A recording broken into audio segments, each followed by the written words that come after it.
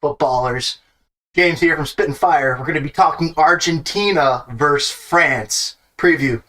Might hear a little tickle in my throat today. We'll be dealing with that, but no worries, guys.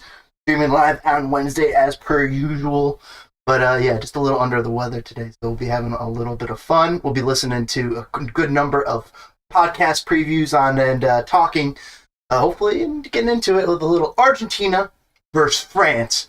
Mbappé and taking on Messi in the World Cup. Thanks for joining us here on Spitfire. Kick that like button, and let's get going into this World Cup QATAR 2022 preview for the final. It's here Sunday, 9 a.m. Central. I think that's as far as I'm pretty sure it's 9 a.m. Central. So boom, look forward to that Sunday, Argentina versus France. We're going to talk some other stuff too. We'll get into it. We'll take a closer look at the players who are going to be playing on the pitch, what things have impacted how we got here throughout the tournament. That and more on Spitfire, guys. Let's get into it.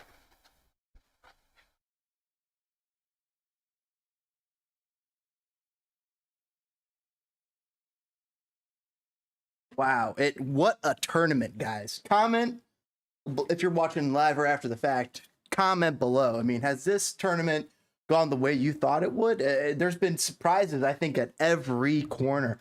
Morocco making it this far, so impressive. What a tournament for Morocco, absolutely. For them to fall like they did to France in stupendous fashion, truly. France was just overwhelming. But Morocco was a handful. Even though they were losing players left and right, there were 3 players who had to be subbed out by the 45th minute, essentially, by the 46th minute for Qatar. For Morocco. 3 of those players started injured, and the manager wanted to play them if he couldn't really get away with it. So that's 3 subs, poof, gone like that. He has 2 subs left. And he does his darndest. I mean, what a tournament from that manager for Morocco. And what a tournament for the Morocco players. Same thing for Croatia. What a tournament for Luka Modric and the Croatian players. To me, early on, I circled them early on. I was like, they look good. They just have they look good. They look solid. They have good players everywhere, and they're humming. And they went real far in the tournament. Great tournament for the Croatians. Great tournament for Moroccans. And then there were 2. France and Argentina, guys. Oh, man. This is exciting, guys. Let's listen to what Kay Murray, Alex Kirkland, and Mitch Gary have to say. Luis Miguel Echegaray have to say about the World Cup final. Difference of what we've seen from him in La Liga this season and what we've been seeing from him here with France?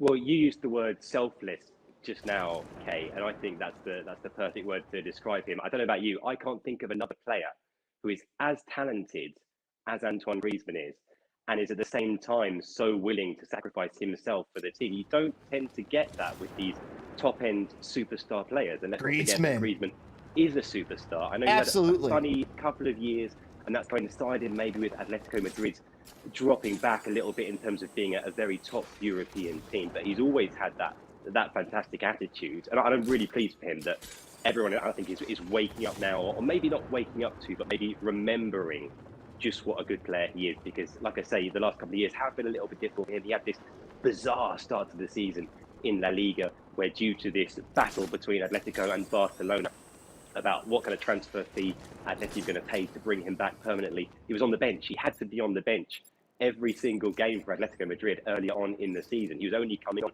around about the 60th minute as kind of a power play between Atleti and Barcelona. So he was a victim of that situation in many ways, and yet, credit to him once again, he never complained. He stuck to his job, he kept going, and maybe it even ended up doing him a bit of good. I don't know, because he's come into this tournament looking so fresh, looking so hungry, and I agree, I think he's got a very good case for being the player of the tournament so far.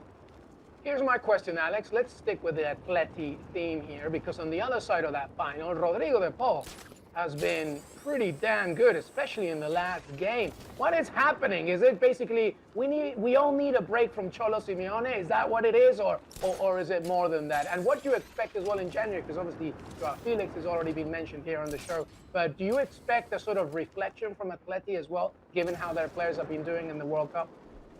I think Rodrigo de Paul's a really interesting case because this is a player who I think for the last couple of years for Argentina had been one of the most important players in terms of the team that Scaloni had put together. The role that he was playing alongside Messi, I think was absolutely crucial for them. You look at the Copa America performances like that.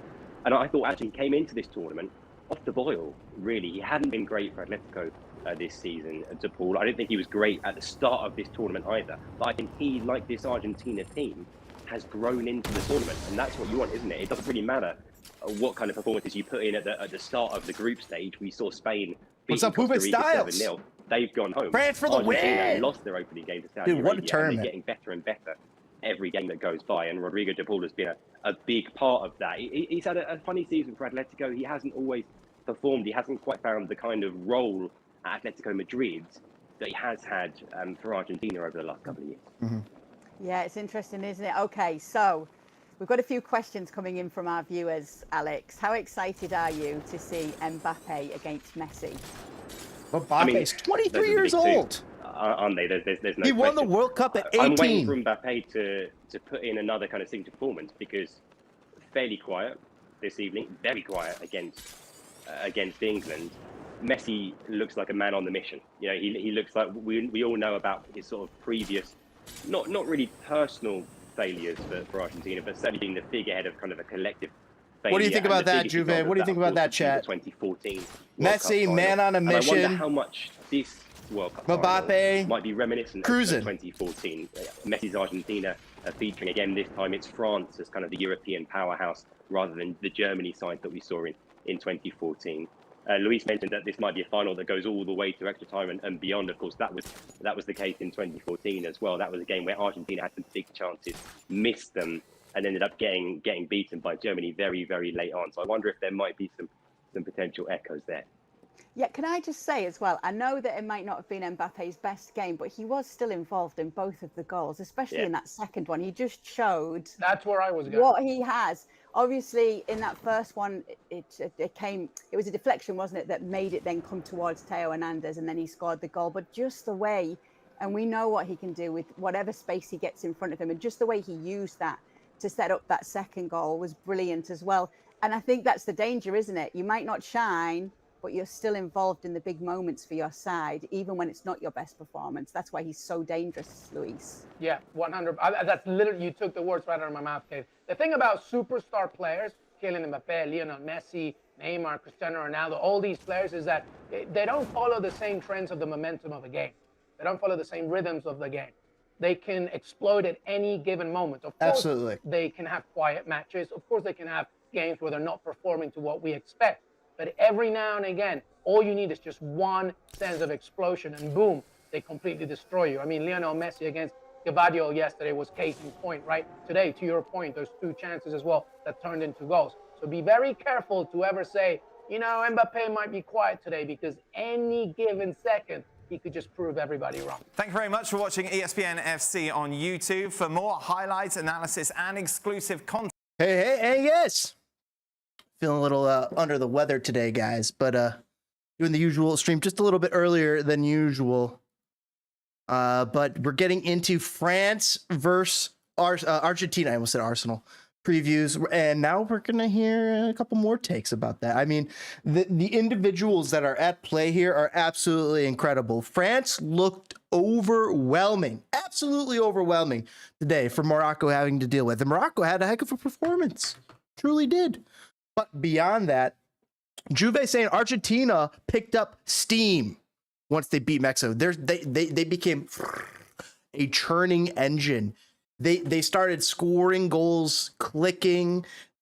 The defense and the offense are clicking there for Argentina. The same thing for this France team. This France team, you could see how they lined up on that field. They lined up in such an incredible formation way, if you guys recall during the match, how spread out, sometimes there were 4 guys on the front line for France, and one of them would be Mbappé, one of them would be Griezmann, one of them would be Giroud, and one of them would be the far right winger. I'm blanking on the player at the moment. I could look it up today. It was Dembele on that far right wing.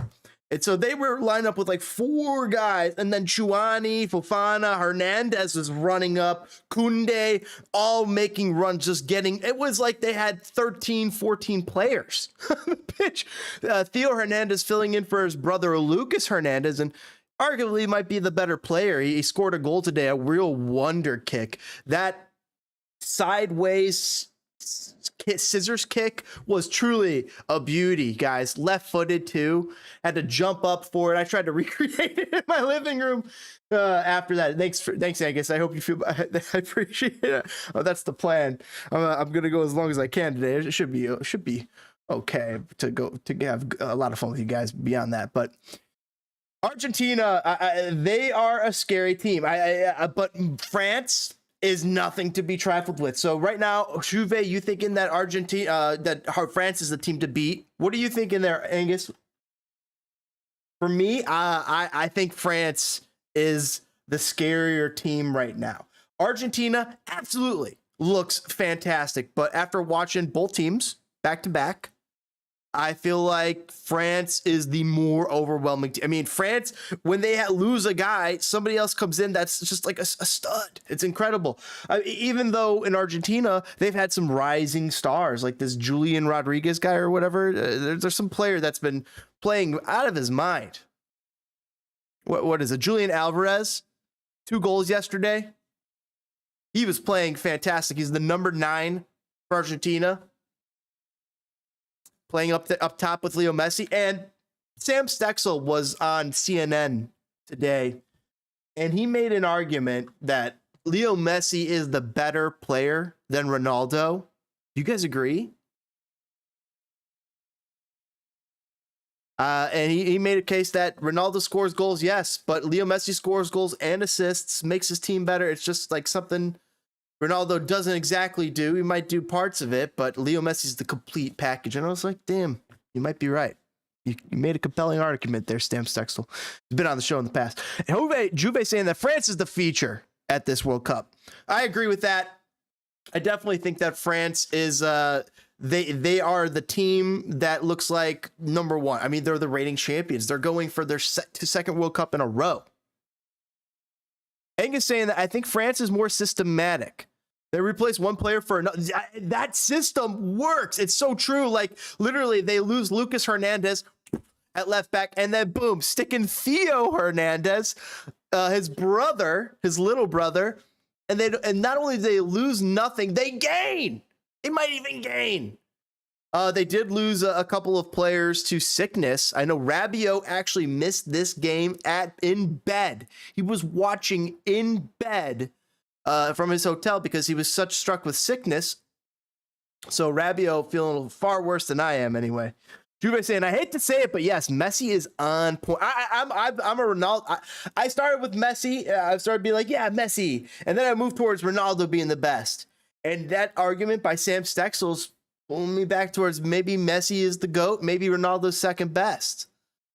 And maybe even Messi is better than Maradona, better than Pele. He said this during the CNN argument. In fact, why don't I pull that up?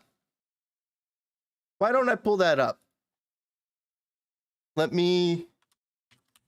play that next while we continue.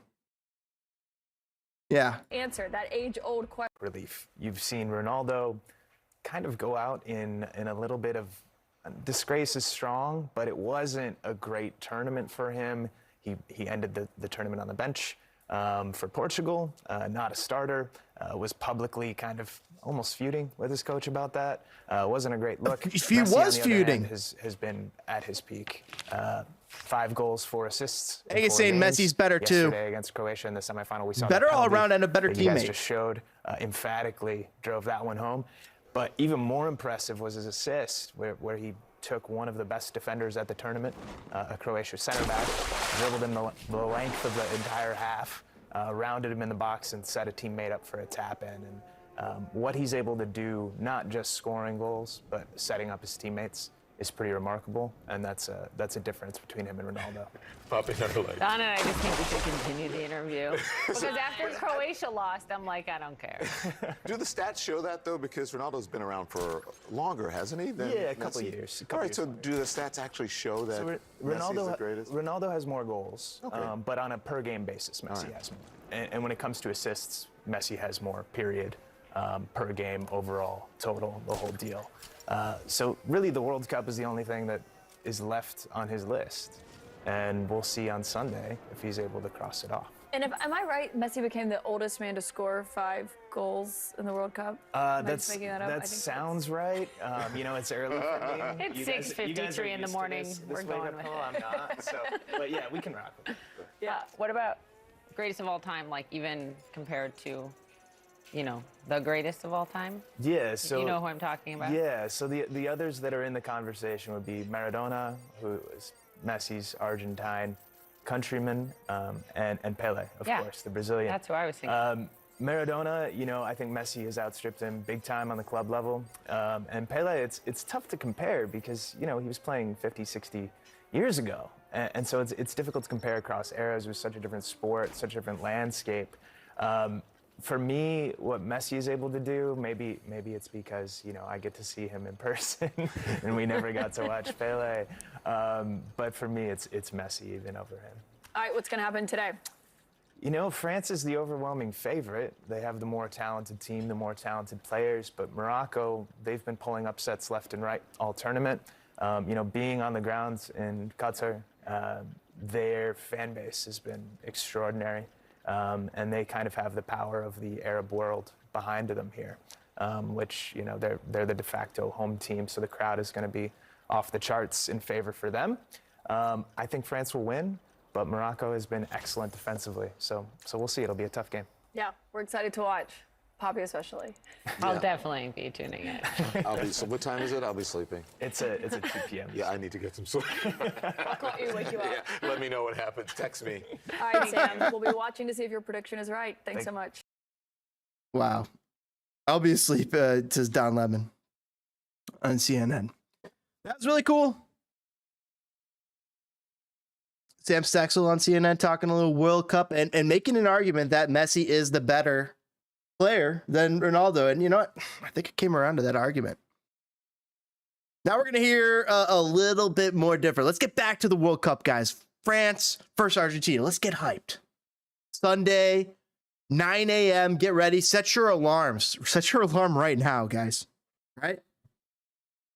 After all the ups and downs and the twists and turns, we have our final. And it has to be said, Mossy, it is a dream final with Argentina and France. Now listen, no disrespect meant to Croatia and to Morocco. A valiant effort, wonderful. Not the sexiest of teams, either in play or in star power. And look, we are in the business of televising soccer. And the bigger the team, the bigger the names, the bigger the stardom, the more people are going to tune in. And certainly a game featuring France and Argentina, Messi and Mbappé, all of the history. Obviously, Messi going for his potentially first, and which would undoubtedly be his last, and to check that box of a World Cup. And then the first time in 60 years for a team attempting to repeat as champions in France with Kylian Mbappé, the heir apparent when it comes to Messi. I mean, it's delicious. I cannot wait. Before we talk about that specific game, let's get into how this ultimately happened, because France winners today against a very, you love to call people plucky, very plucky and spirited performance from this Morocco team.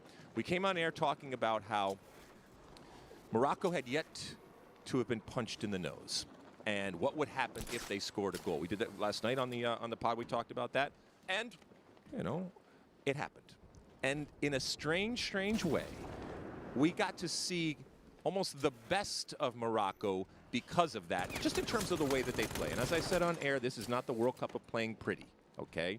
this is ultimately about winning. Having said that, this was the prettiest and I think the best that we have seen Morocco attack.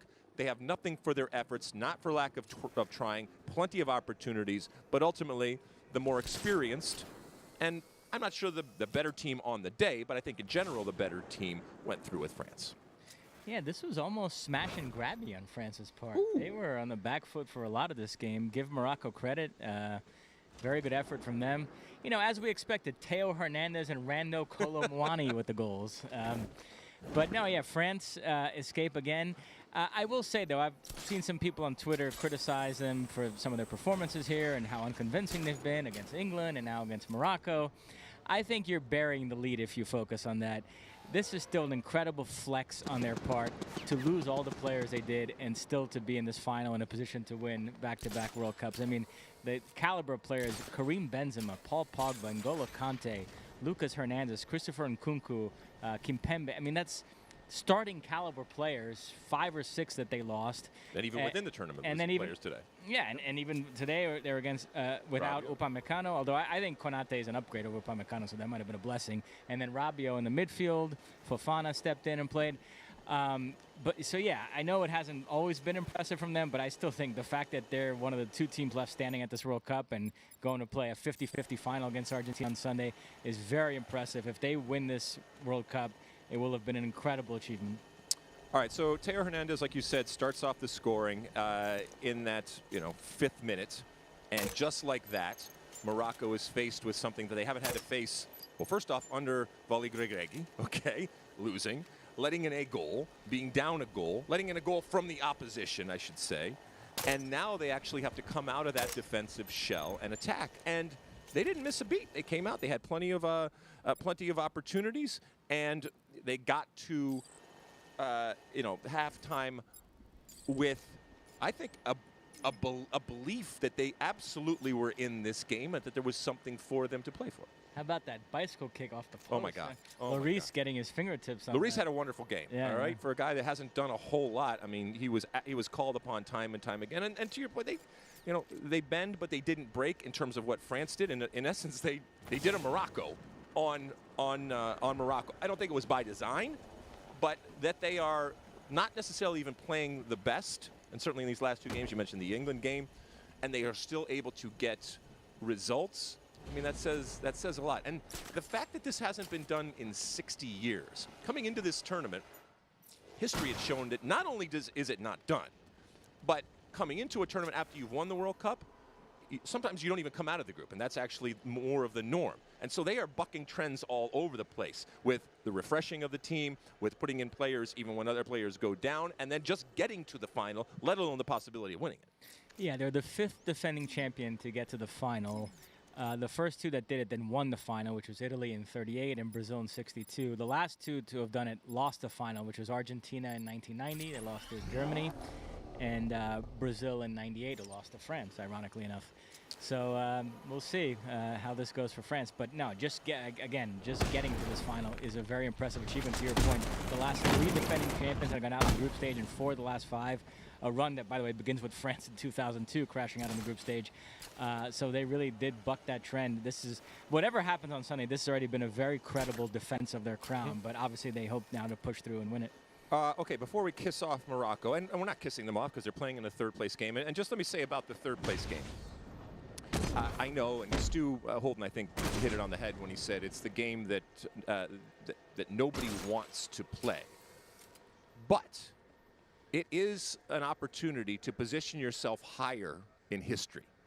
And that does mean something to the players that are playing, and also to the fan base. And I have no doubt that the Moroccan fan base, whether they're the Moroccans or the greater community that has come to embrace this team, are going to be out in force for this team that already has achieved history and has the opportunity to ultimately finish 3rd. So I'm excited about seeing these 2 teams. I'm always interested to see how the players approach it and the opportunity to kind of cement yourself. I mean, if this was an Olympic moment, you would be playing for a bronze. And as Morocco playing for a bronze in the World Cup of Soccer, that is something that nobody has ever done and that you have never done, and I think should be respected. And I think both of these teams are ultimately going to respect it.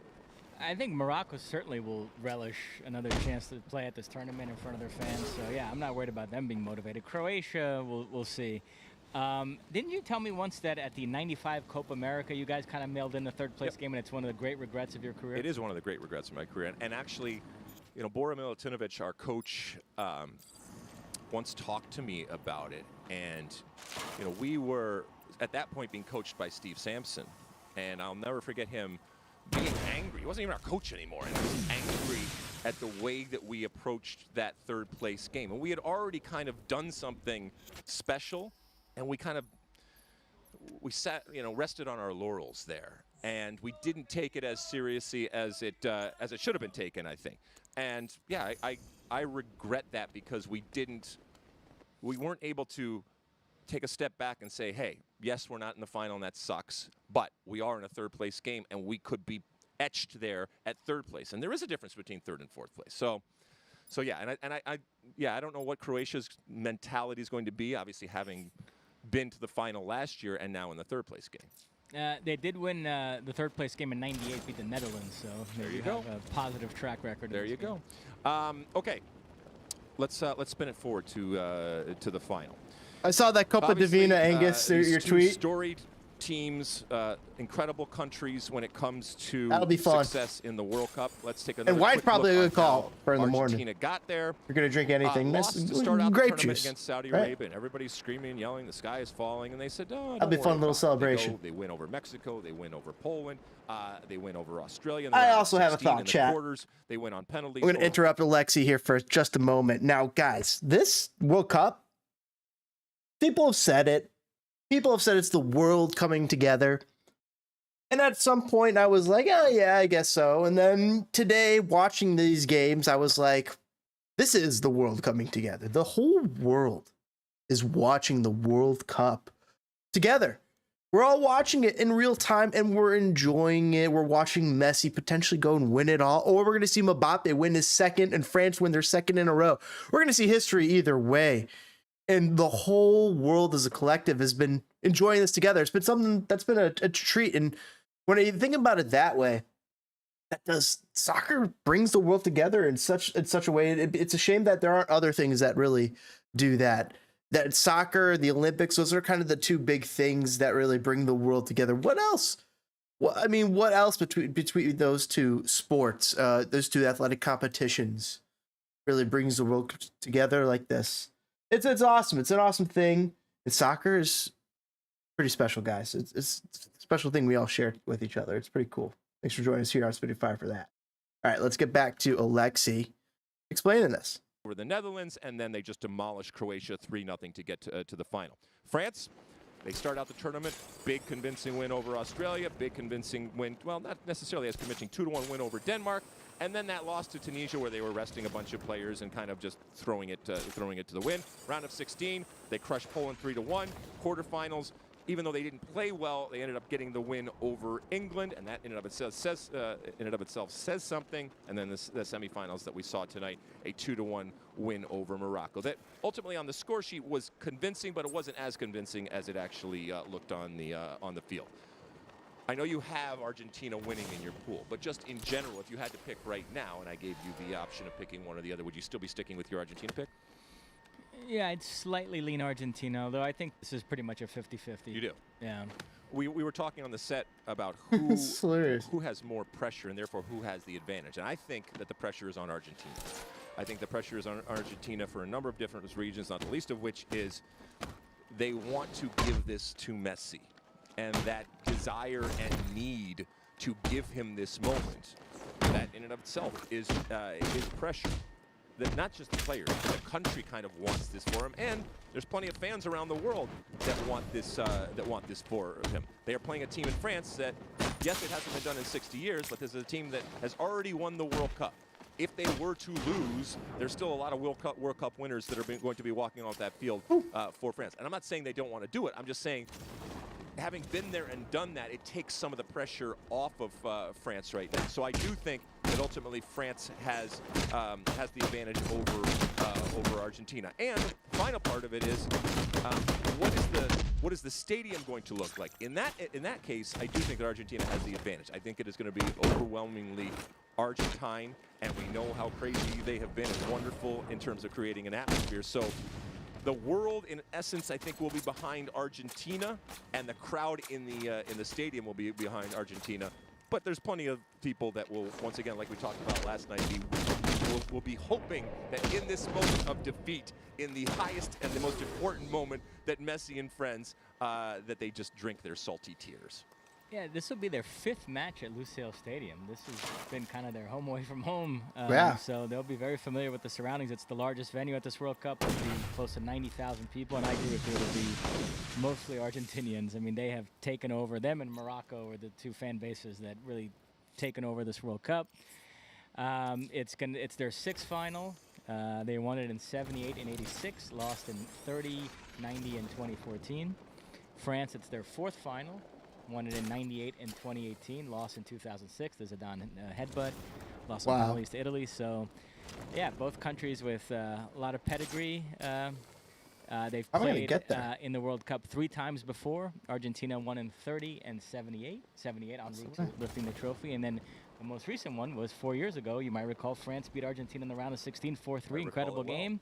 Mbappé scored 2 goals. That was really his coming out party in that tournament. France went on to win it. So, yeah, I think it's going to be fun. I think it's going to be a great, great final. Who do you think has the best coach? You know, we have seen both of these coaches in different moments. France. I mean, they have to manage egos, and I think they've done a pretty good job of doing that.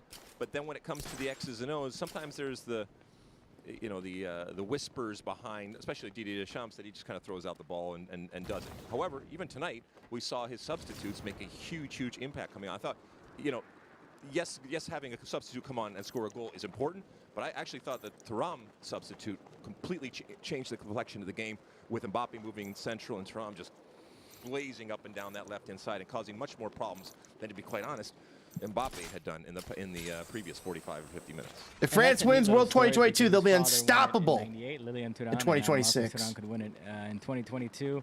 I'm enamored of Scaloni. I talked about him last night. I see more tangible things he's doing that really resonate with me versus Deschamps. It's just kind of, well, they're winning, so I guess he must be doing something right. Wow. Oh. But I don't always see his hand behind much of it. That is the biggest backhanded compliment. I don't know how you say backhanded compliment in French, but man, oh man, that is brutal.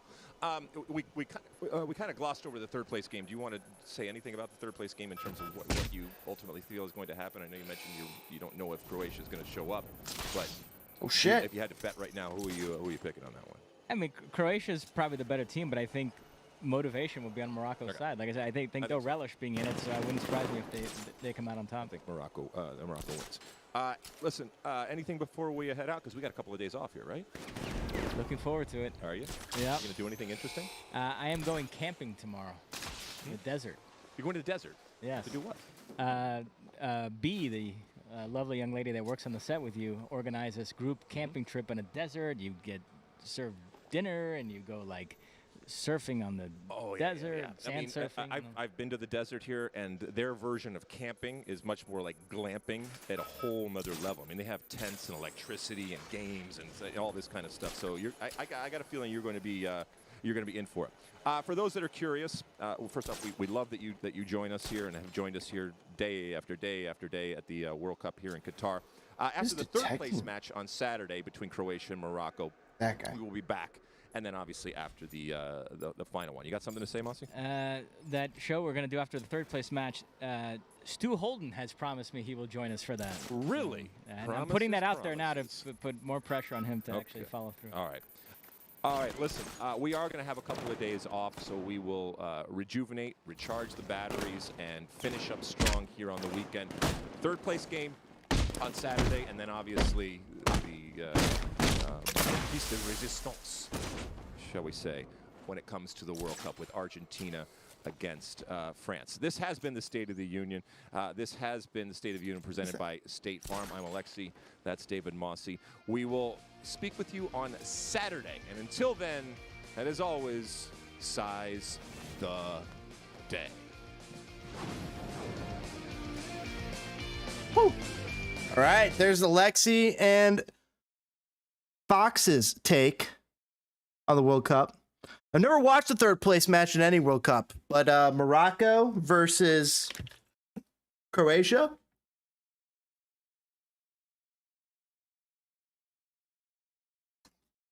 It will be interesting. I'm not sure what time it takes place. Finals, you met when Kylian Mbappé was born. Oh yeah, and Randall Kolo Muani as well, if we're going to add the old 98 tag to this one. And what a story his is. We'll get to it, but let's first welcome in Rob Dawson to look back on this game. Rob's going to be with us to join us. We know it's going to be France and Argentina in the final, a final that many would have wanted to see, even though we all were behind Morocco and on board that story. Of course we were. How could you not be? But Rob Dawson, welcome back into the Daily. What's your biggest takeaway from what we saw in this game between France and Morocco? I mean, really, just how big a fight Morocco put up. I think everyone was probably expecting that France would go through fairly easily. We saw the night before that maybe it was one step too far for Croatia when they played Argentina, and Argentina got through quite comfortably. But Morocco pushed France far more than Croatia pushed Argentina. And even after the run they've had, the energy they've expended in this run in Qatar, they pushed France really close. And I actually think that probably 2-0 even flatters France a little bit. Fucked up.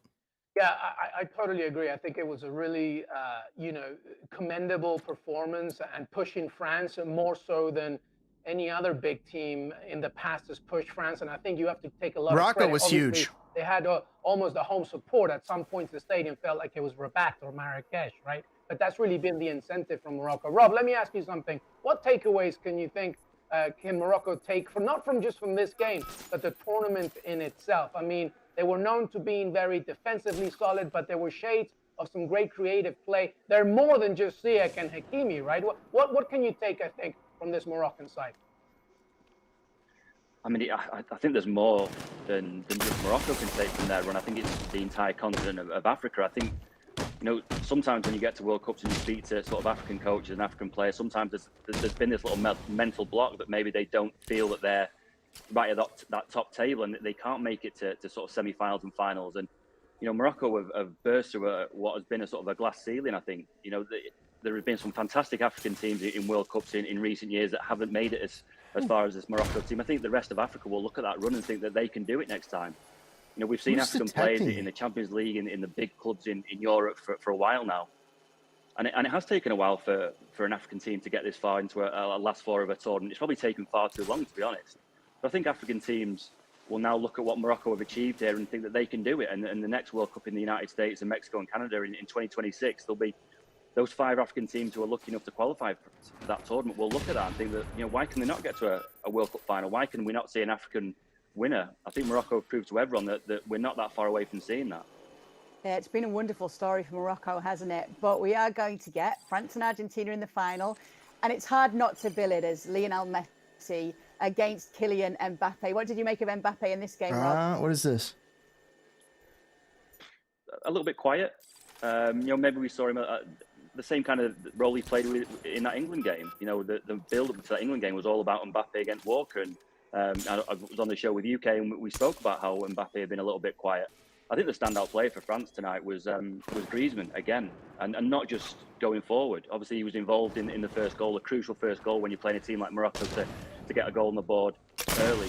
But he was popping up everywhere, and it's France had to defend so well, and particularly their centre halves. But Griezmann was absolutely everywhere. There was times where he was on the halfway line, and all of a sudden you would look up again, and he was on France's own byline, clearing balls and defending and getting France moving forward again.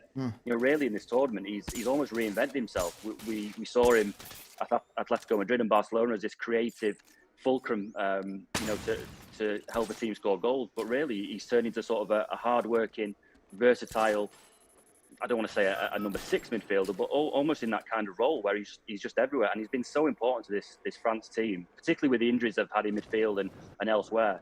I think Griezmann really has been the standout player of their tournament so far. Yeah, it's a good point that you bring up, Rob. It's something that we've been talking about, and it feels as though every game that France play, we keep saying his name, Luis, and everything that he does. He also seems so selfless when it comes to this side. He's so hardworking as well.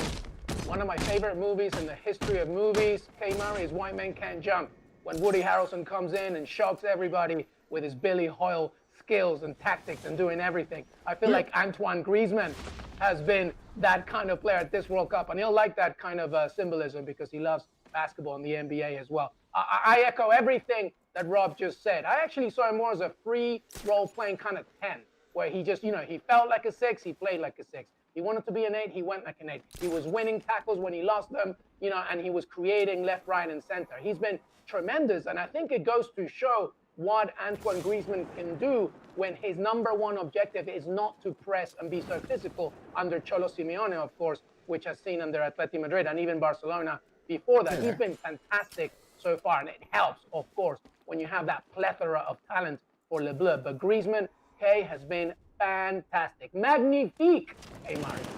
What are your thoughts then, Rob, on who's gonna come out on top in this final? Just looking at it now from what we've seen, and particularly taking these semi-finals into account, who are you leaning towards? You know what? After I saw Argentina against Croatia, I was picking Argentina against whoever they were going to play, because I just felt there's a weight of history behind what they're doing in Qatar. You've got the Messi story. He's playing so well. He's led them really from the front since they've arrived in Qatar. And then I've watched France tonight against Morocco, and I was worried for them defensively, particularly against a player like Messi. And then they've put in a performance defensively that has been so sound that you start to think, well, maybe they are the team that can cancel out Argentina. Maybe they can find a way to stop Messi. I think if I had to choose a winner right now, it would still be Argentina. I just think that Messi is in that type of form where even in a really tight game, in a World Cup final where chances are going to be few and far between, we've seen a couple of times already at this World Cup that Messi can get the ball, take a touch, and the ball's in the net. I think if you have that quality from a player who is that good still at 35 years old, then you're always going to have that edge. So right now, I think it's going to be Argentina, but it's going to be so tight. Two fantastic teams with two fantastic sets of players. Luis, I was wondering what you thought of that overhead kick attempt. Oh my gosh, there's this one guy I can't see. Would have been goal of the tournament, wouldn't it, had it gone in? I think the stadium might have exploded. Both the third place and the final are both at the same 9 a.m. Central slot.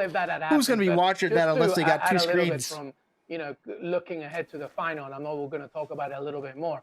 I have been very impressed with Lionel Scaloni and how he has begun to develop his managerial skills throughout the tournament after losing to Saudi Arabia.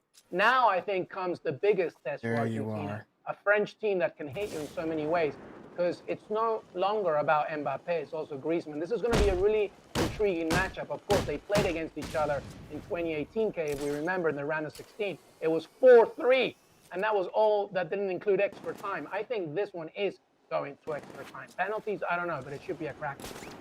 Give us as much as we can. That's what we want. We want it to go all the way, right to the dying moments in this World Cup. Listen, Rob, we're going to let you go. It's been great to get your insight. We're looking forward to speaking more about you. But what I do want to do, Luis, is while we are on the subject of Antoine Griezmann, is continue that conversation as well, because it makes sense to, because we are now going to welcome in Alex Kirkland. And this is a man who covers La Liga very closely, so he knows all about Greasy. Hello, Alex. Talk to us about Antoine Griezmann and the difference of what we've seen from him in La Liga this season and what we've been seeing from him here with France.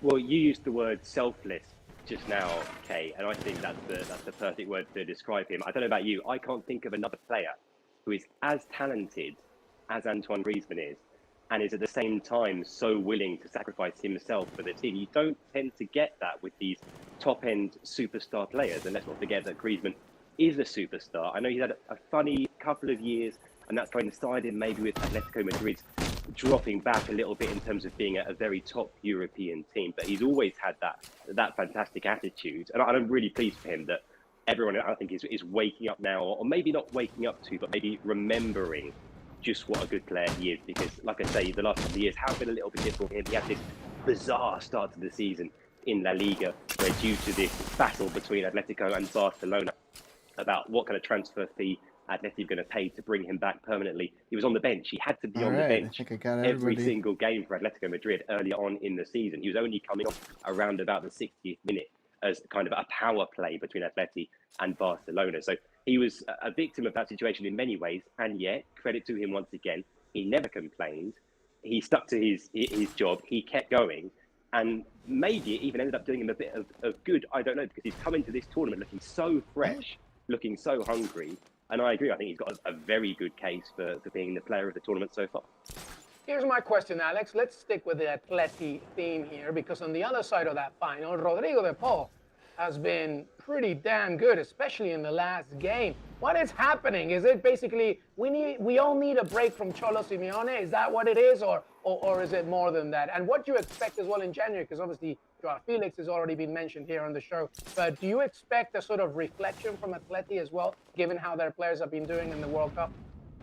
I think Rodrigo de Paul's a really interesting case, because this is the player who I think for the last couple of years for Argentina had been one of the most important players in terms of the team that Scaloni had put together. The role that he was playing alongside Messi, I think, was absolutely crucial for them. You look at the Copa America performances like that. And I thought actually he came into this tournament off the boils, really. He hadn't been great for Atletico this season, de Paul. I don't think he was great at the start of this tournament either. But I think he, like this Argentina team, has grown into the tournament. And that's what you want, isn't it? It doesn't really matter what kind of performances you put in at the start of the group stage. We saw Spain beating Costa Rica 7-0. They've gone home. Argentina lost their opening game to Saudi Arabia, and they're getting better and better every game that goes by. And Rodrigo de Paul has been a big part of that. He's had a funny season for Atletico. He hasn't always performed. He hasn't quite found the kind of role at Atletico Madrid that he has had for Argentina over the last couple of years. Yeah, it's interesting, isn't it? Okay, so we've got a few questions coming in from our viewers, Alex. How excited are you to see Mbappé against Messi?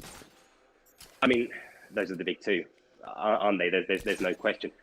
I'm waiting for Mbappé to put in another kind of signature performance, because fairly quiet this evening, very quiet against England. Messi looks like a man on the mission. You know, he looks like we all know about his sort of previous, not really personal failures for Argentina, but certainly being the figurehead of kind of a collective failure. And the biggest example of that, of course, would be the 2014 World Cup final. And I wonder how much this World Cup final might be reminiscent of 2014. Messi's Argentina featuring again. This time it's France as kind of the European powerhouse rather than the Germany side that we saw in 2014. Luis mentioned that this might be a final that goes all the way to extra time and beyond. Of course, that was the case in 2014 as well. That was a game where Argentina had some big chances, missed them, and ended up getting beaten by Germany very, very late on. So I wonder if there might be some potential echoes there.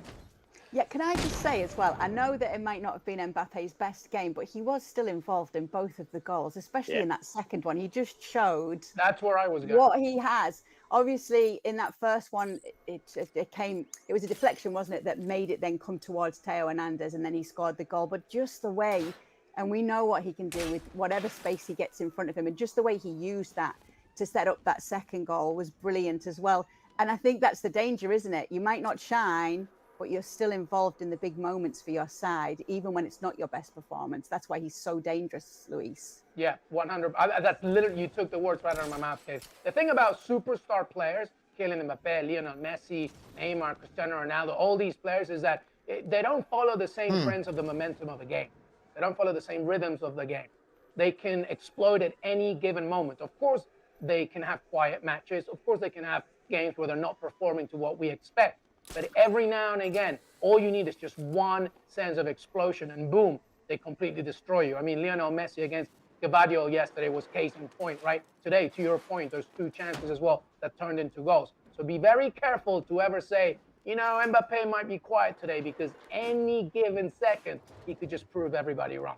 It's true. Yeah, he could. You know what? I made a bit of a mistake letting somebody go too early here. Rob Dawson's still sticking around. So there's no point in just having him there in the wings. We might as well bring him back in. And any other second he can explode as well. Back. What is it they say? Two's company, three's a crowd. What's four? Four's a party, right? All right, trying to Four's a figure out party. this. All right, so we've got some questions from the viewers. We're going to keep asking them. We'll put it to you then, Rob, first. Keys to stopping Mbappé again in the final. If we've seen in these last two games that there are ways to at least make him at least a little quieter than he would be in some games, what do you think those keys have been?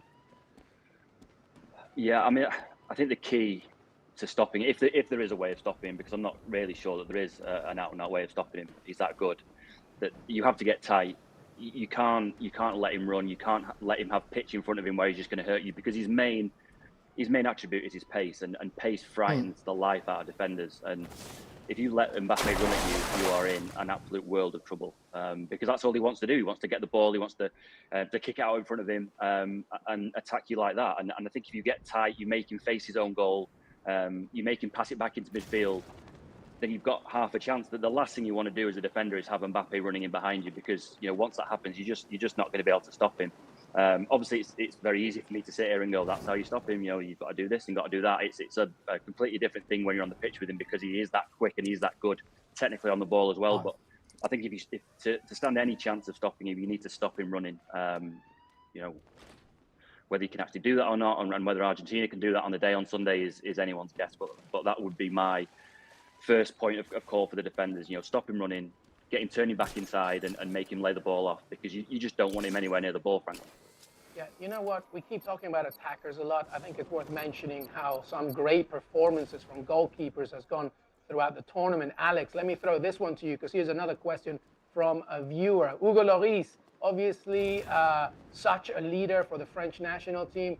Where would you rank him among goalkeepers right now, I guess, not just the World Cup? You're asking an Arsenal fan, by the way. Yeah, I was going to say. I know. I'm gonna. You know what? As I was asking that, I was like, "Oh boy, what am I about to get?" I'm not impartial on this subject. I think that really Lloris has been viewed generally as being a potential weak link for this France team. I don't think that's an unfair comment to make, even from my biased position. I think he's been seen as a goalkeeper who can be a little bit shaky, who does have the occasional kind of big mistake in him in big games. But I have to say he's had a good tournament. I thought he was good again this evening. He made one or two really good saves, and that big mistake hasn't arrived yet. Now, of course, there's one big game still to come, and he'll be hoping it doesn't come in the final. But yeah, I think he's had a good tournament, considering the fact that I wouldn't put him right there among the kind of the elite goalkeepers that some of the other teams in this tournament might be able to vote.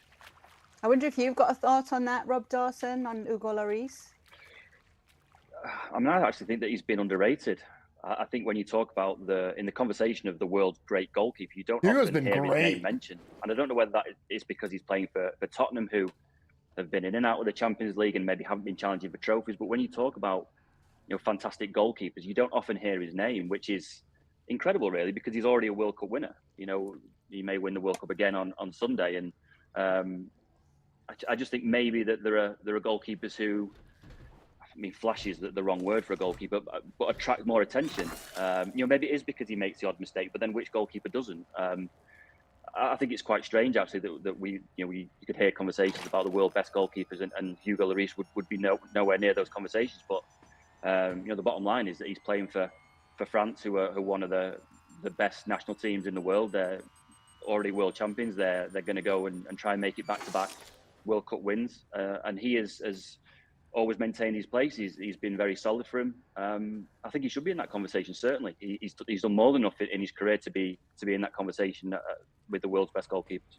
Yeah, my only quick add to the Hugo Lloris conversation is that I feel because his weaknesses, right? His weaknesses are often more highlighted than his strengths. He's such a good shot stopper. He's very good commanding his back four or back three, whatever it is. He's, of course, a leader. And like Rob said, he's won so many things already. But his weaknesses, his delivery, his ball-to-ball, pass movement to his fullbacks, is not as good as other players. And I think that people like to highlight that more. But I completely agree. He's one of the best goalkeepers out there and deserves full recognition. Luis, that is the life of a goalkeeper, where your mistakes are always highlighted a lot more than the good things. They're all insane, aren't they? Maybe check your mail, because in a few days' time you might get an honorary membership to the Goalkeepers Union there. We've got some Cristiano Ronaldo news. Obviously, he's not in the World Cup any longer. He's been training at Valdebebas in Madrid. Alex Kirkland, tell us more. Yeah, look, I would love to say this is, sensational return to Real Madrid on the cards, but I can't say that because we don't. Well, look, our information is that is not the case. It's very straightforward.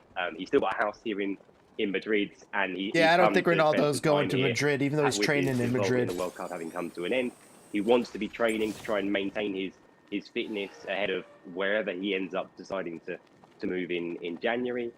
And he asked Real Madrid if he could go and use the facilities at Valdebebas, which of course are second to none. Now, his relationship with the club, it took a bit of a hit when he left in 2018. I think it's fair to say. There was a little bit of bad blood there, but it's improved quite a bit since then. In the last couple of years, he has been He's been spotted back at the Bernabeu for watching the odd game. And whenever you've heard someone like Florentino Perez talk about Cristiano, he's been very, very complimentary. So that relationship has improved a lot. And so when Ronaldo said, "Look, can I come to Valdebebas to train?" and the club said, "No problem. Anytime you want to come train, you can do that." Now it's important to say he hasn't been training with the Real Madrid first team. He hasn't been there taking part in rondos and five-a-sides. He's been training on his own on a separate pitch. But he's been there at Real Madrid's training ground, and of course, that gets people excited. But all I would say in terms of that kind of speculation is, well, look, remember that Madrid, they could have brought Ronaldo back last summer if they'd wanted to. If they didn't want to do that then, I'm not sure what would have changed in, I say last summer, I mean 2021, of course. Karim Benzema's injuries?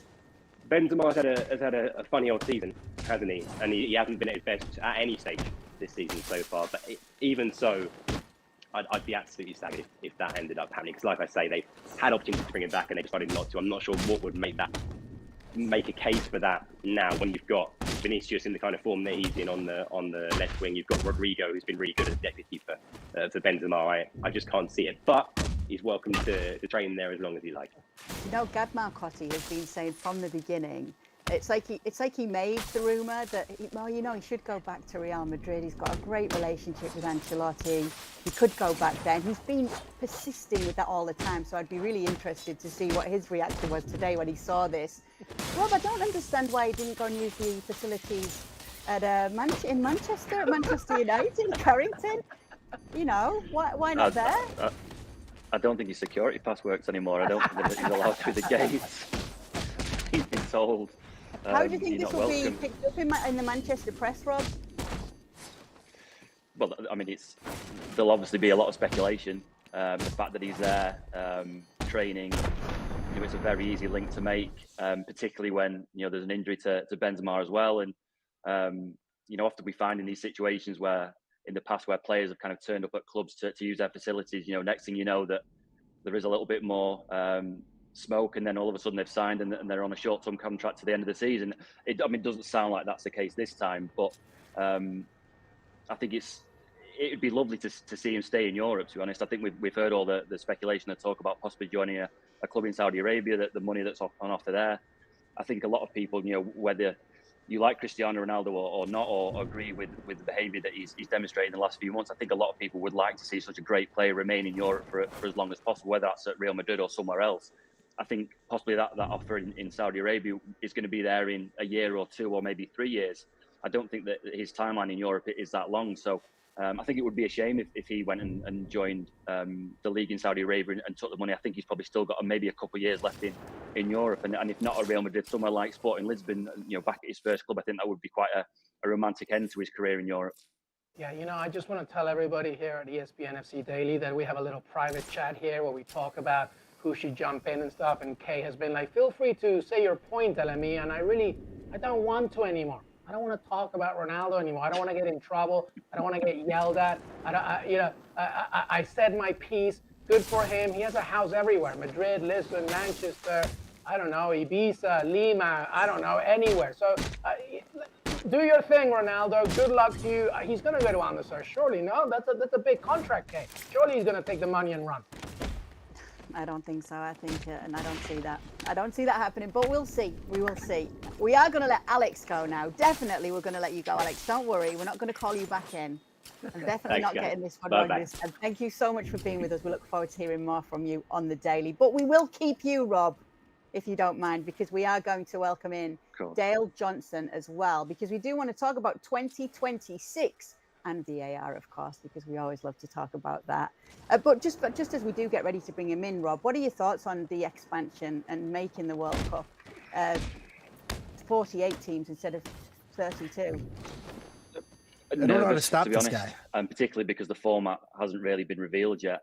I think that, for all the problems that this World Cup has thrown up, I think the one thing that it did get right, or the format gets right, is the jeopardy at different stages. We talk about the quarterfinals and the semifinals being these big matchups between two massive teams, but the last round of those group games were absolutely fantastic. You think about the drama of teams like Germany going out, Japan beating Spain, watching two games at the same time and not knowing really who's going to go out until sort of the last seconds of games. really FIFA need to be looking at and keeping that, because that is the essence of the World Cup. Obviously, Yeah. we're all going to enjoy a grandstand finish on Sunday between Argentina and France, and that's what people are attracted to the World Cup by. But it's also that drama earlier in the tournament, and I think FIFA need to do everything possible to keep that. I think it's going to be difficult with 48 teams, but they need to do everything in their power to make sure that is maintained, because that really, for me, that was the most exciting round of games at this World Cup, and to lose that would be criminal, really. Yeah, very quick on this. There's a lot of context that needs to be obviously discussed when we're talking about the increasing of teams, because on one hand, this is a good thing for nations and national teams from federations that really want to develop their own soccer, and they don't have obviously the infrastructure that the likes of an England or a Germany or a France may have. I'm thinking specifically CONCACAF, of course, and even CONMEBOL to a certain point, and of course when you go to Asia, etc., and Africa being the most key thing. So, but I do take Rob's point as well, because it's important to understand that competition needs to be that competition at the very highest, and the World Cup finals need to be that competition at its highest. So yes, 48 teams could mean a more open-ended discussion into what it means to welcome teams that really want to be a powerhouse in the world, but at the same time, we need to make sure that we maintain the level of high excellence in competition. So it has a lot of context and nuance, this conversation. It's not just one-ended. Well, let's get a bit more information on it. Dale, what do we know so far about the plans? What can you tell us? Yeah, so FIFA decided 6 years ago that it was going to be 16 groups of 3 teams. Now, the problem with this is that, firstly, you lose a lot of the jeopardy, as Rob mentioned, because you're getting to the top 2 going through, so 2/3 of the World Cup go through to the knockout rounds. But the other problem is that when you haven't got teams playing concurrently in their final group game, then you get a situation whereby teams can play out a specific result, say 1-0, and that results in those 2 teams playing that game to go through in first and second, and the team that isn't playing to go out of the tournament. Now, FIFA proposed to get around this by having a penalty shootout around every drawn game, but then again, that still doesn't change the outcome where you're playing for 1-0. It still can be collusion. So I think FIFA have finally realised that this 3-team idea isn't really going to work. Now, one of the reasons why they went for the 3-team idea was they wanted to limit the increase in games from 64 to 80, and a lot of that was pressure from the clubs and from the players' associations who didn't want an extra workload. Now, on this system with 3 groups of 16, then they could still play the World Cup in around 32 days. Now, with the suggestion, and I think this is going to happen, I think they've realised they're going to have to do it, where they go to 3-team groups would be a tie-breaking nightmare. 3 games still. That's going to increase the World Cup to 104 matches.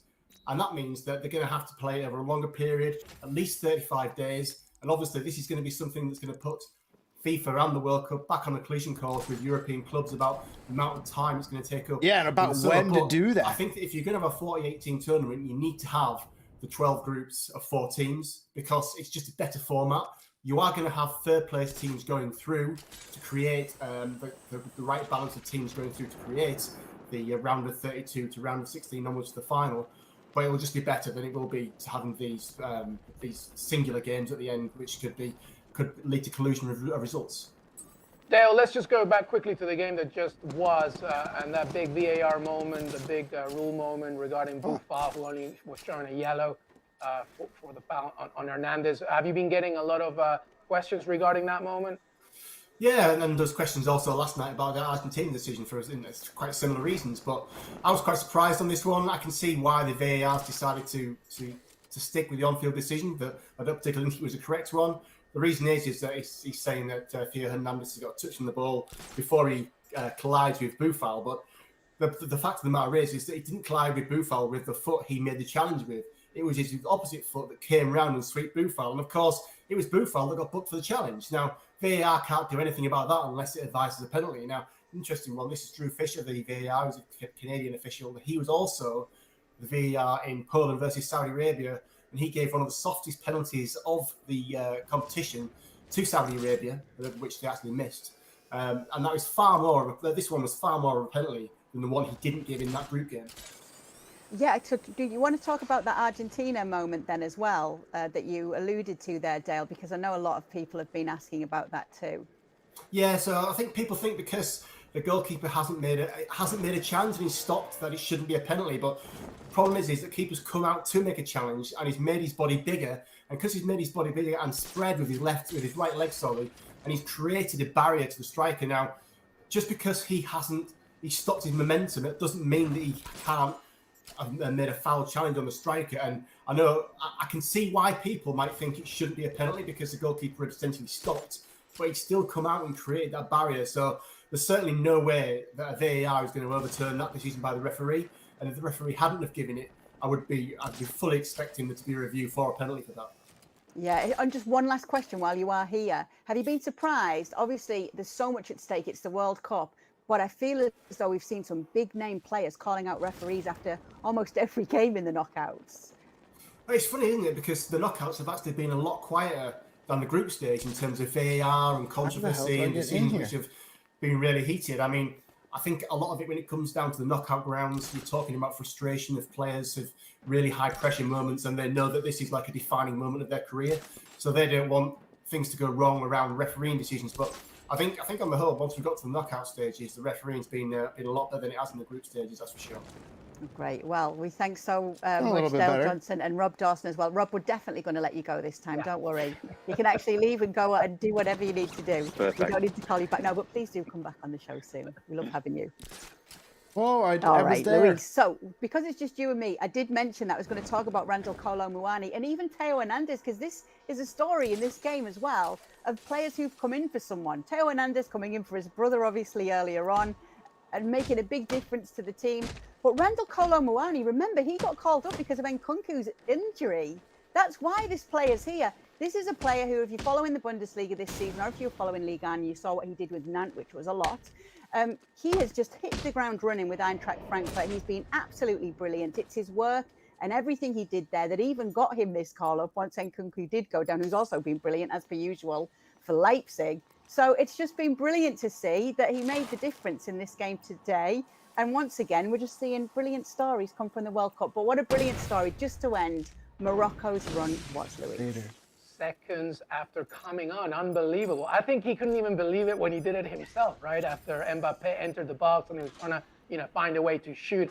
And those are what the stories are all about. Like you said, Kay, it's really great to see. And I love the happenstance and the story of what you just said right there. It's only because of Nkunku's injury that he came in. And you're going to see that over and over again. And Argentina has him as well of their own. Julian Alvarez wasn't even a starter for Argentina. He wasn't even a thought really for Scaloni until much later into the qualifying campaign. Obviously, he moves to Manchester City, and now he's one of the main factors for Argentina in a World Cup final. This is what we live for. It absolutely is. We will be back Sunday after that World Cup final, whether it's extra time penalties or just regular time. We will be here live on the daily. Make sure you are.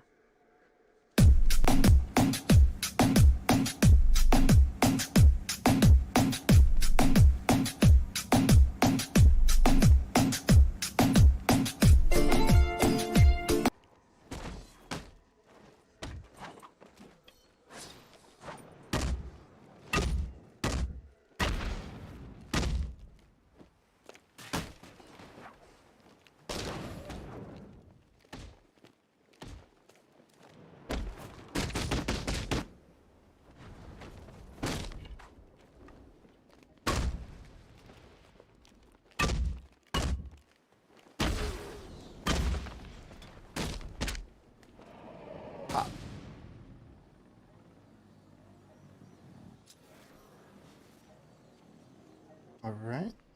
Well, that was interesting. Great little, dude. We're getting some great little French, and Argentina previews from everybody. And let's get into the last one here. We look behind the curtain there at how underrated in Europe. Morocco 0 to France. Where else to start, Seb?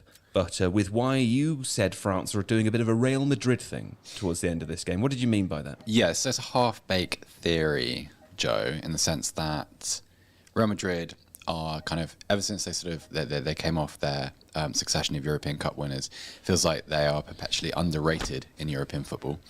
And yet they manage to be whatever they need to be in knockout games in the latter stage of the Champions League. So this season, obviously, against Paris Saint-Germain and Manchester City and Liverpool, last season even, sorry, you never really discuss them in tactical terms. You don't talk about what they are shape-wise, and don't really always talk about them in kind of one-on-one matchups. They're able within these sort of short 10 to 15 minute periods to win games, to dominate little periods and invoke a little bit of chaos. And France aren't exactly like that. It's just that they're not really a protagonist in the sense that all the way through this World Cup, probably against England, definitely again tonight against Morocco, they weren't the dominant side. They weren't overpowering their opposition.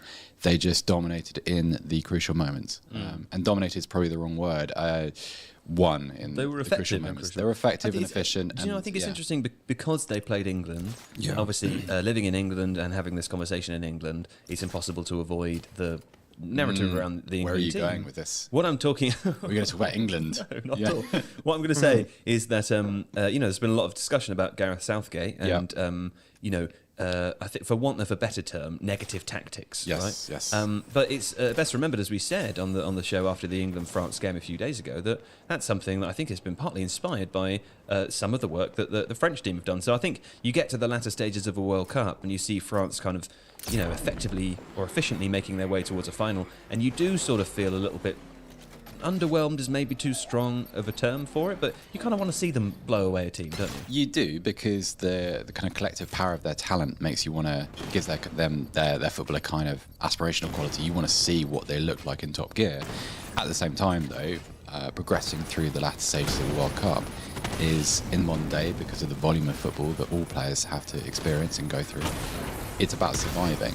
And it's about dealing with different threats and different opposition, different challenges, and getting through round by round.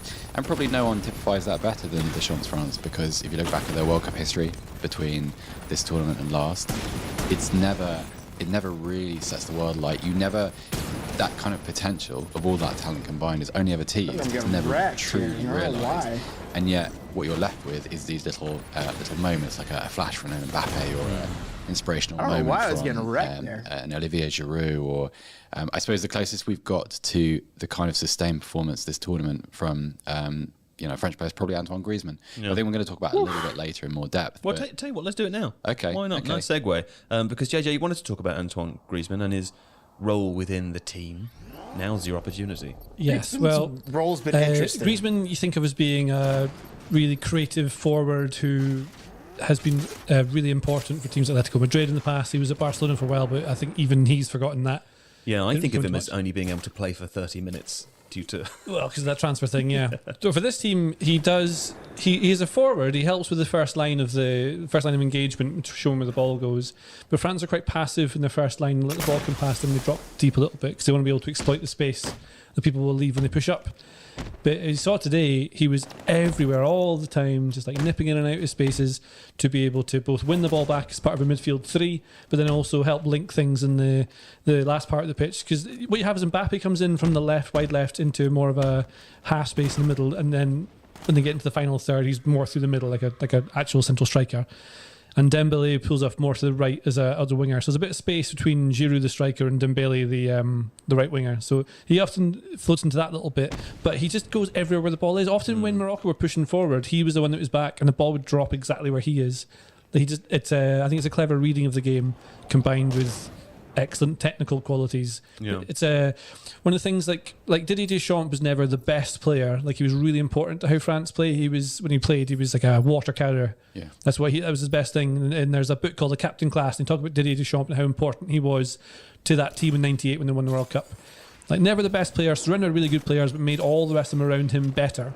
And Griezmann is kind of doing that water carrier role for France in this tournament, but as a really technically clever player as well out of the pitch. So it just makes him even better than he has been. It's quite interesting, though, isn't it? I was just going to ask, actually, because do you think it changes the way that you approach the game mentally? Because if you're playing an attacking role, you can kind of drift in and out of the game, and you can kind of pick your moments. If you play in the role that Griezmann's occupied during this World Cup, you can never let your concentration waver. Like there was a moment in the second half where he was the first to a dropping ball in his own penalty box, 12 yards out. And if he doesn't make that interception, there's a chance for a shot on goal. Like it's 90 minutes worth of concentration. It'd be interesting to know what it's like to kind of condition yourself to move between like the club version of Antoine Griezmann and the one that we've seen here. It's very different. I think good players just adapt to it. I guess so. Like you see Mbappe, like he wants to be the very best, like no one ever was, right? And so he's trying to do all different things that he was doing in the past. So he's now playing like more of a all-round forward as opposed to just a goal scorer. In the past, he was a bit chancy in today's game, though. How do you mean chancy? It's a Pokemon. I don't know. I'm just trying to throw a little pun in there. That's No. What do you mean? Nothing. No, I don't mean anything. I don't know. Yeah. So Mbappe's trying to do far more than he has done in the past. Yeah. I thought he was a real Geodude in today's game. No. Like Mbappe knows the power that's inside, whereas Griezmann. Whereas Griezmann is trying to adapt to the team that he's in, and I think like where Griezmann in the past has been a star and been like had been the focal point of a Atletico Madrid team, he is very much filling in the gaps for other players in this one. I think it just makes it's better for the team, so you're more likely to win and more likely to look like a better player. Yeah. If you're doing those things. Well, I was going to say, we've talked about Antoine Griezmann a little bit already. Further to your point before, Seb, and I address this to you now, John. It's easy for us to identify Antoine Griezmann has fabulous performances for this France team. Hugo Lloris is a player who's had a couple of really, really good performances for this team. Mbappé has scored 5 goals. Olivier Giroud, is now France's all-time top goal scorer. And I think, there was discussion around if Benzema had been available for selection, that Giroud may not have even played. It's kind of easy to see, despite them never really blowing anybody away, why they are where they are, because their key players have really shone in the moments that it's mattered. I think there's 2 things I'd say about this. First one is that I think Griezmann's most important role has been out of possession, because we've talked a lot about Mbappé not wanting to involve himself so much in the out of possession side of things. So France playing a 4-2-3-1, usually in these sorts of situations, if you're going to press into if you're going to move into a 4-4-2 mid block, which France do, you would have your 2 wide players dropping in. So you'd have Mbappé dropping in closer to Theo Hernandez, Dembele dropping closer to Koundé, and then you'd have Griezmann, the 10, pushing up alongside the striker, and then you've got your 4-4-2. Obviously, Deschamps recognises that Mbappé isn't going to be willing to do that kind of backtracking, and so what actually happens is that Mbappé comes up alongside Giroud, and so forms the second part of that forward press, and it's Griezmann who drops in alongside the rest of the midfield, and they form the 4-4-2 that way. And I think that is the big difference between France this time around versus last time around, is that they now have this structure which actually mitigates some of the stuff that Mbappé is doing. But you couldn't do that without a player like Griezmann. And there's a very limited market for players who are both creative but also physically adept enough to be able to play that kind of role as well. Yeah. So I think that's like a lot of what France do well is based around that defensive structure. I was going to say that the physical part is really important, I think, because Mbappe, obviously he's brilliant with the ball. Technically, he's one of the best players in the world, right? He's incredible. But it is some of the physical things he can do, like run faster than any creature in the world. Like you saw at the end, he just absolutely bodied people by just racing away from them. And it's important maybe to not say that it's Mbappe not wanting to do defensive work. It might be that he's learned to, or has been encouraged to not do as much disciplined defending in certain situations, because he helps the team defend in another way by being in a more dangerous position, ready to pounce, rather than coming back. It might be that it seems to be something which links a lot of the best players in the world, that they don't really do anything off the ball. I wonder, if that is because coaches think, look, let's emphasise all of the when you best things that we maximise can their get performance, their their effect with the ball. I feel like it's like, if you're over a certain age, you're conditioned to think about this in terms of the old school number 10, the playmaker who did nothing, he just strolled around the pitch. Whereas I think now it's a tactic by design, because you don't want to tie up your game-winning forward, wide forward, inside forward, whatever the case, in working his own defensive zone. That's a bit like you and your job here at TIFO, isn't it? We don't want to tie you up with having to live in the correct country or to spell things correctly or anything, or even really do most of your job. All the flavors. We want to emphasise you on the podcast. Come in lending once your a day, knowledge once a day, and say something really, really funny, and then leave. Yeah, you're doing. You know what? You're doing a fantastic job, and I'm glad that there are other people here. I am pulling the Mbappé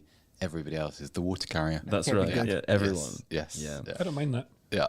Works for me. Yeah. Okay. Well, listen, let's carry on talking about Mbappé now, because you wanted, Seb, to talk about Mbappé for France versus a sort of PSG Mbappé. You know, we have this sometimes with players that perform slightly differently, not necessarily better or worse, but in a different capacity for club and country. What are your thoughts as that relates to Mbappé specifically? Well, over the last sort of 2 tournaments, or over the last 2 World Cups, sorry, for France, I think what we've seen is Mbappé inject himself into the play at critical moments, and to tremendous effect. Obviously, tonight he's crucial for the second goal. Scored a brilliant goal in the last final. Has been actually pretty good, but not in a sort of an overwhelming way for France. Like, he was pretty quiet against England. The goal he scored against, the first goal he scored against Poland was, I think, will end up being one of the goals of the tournament.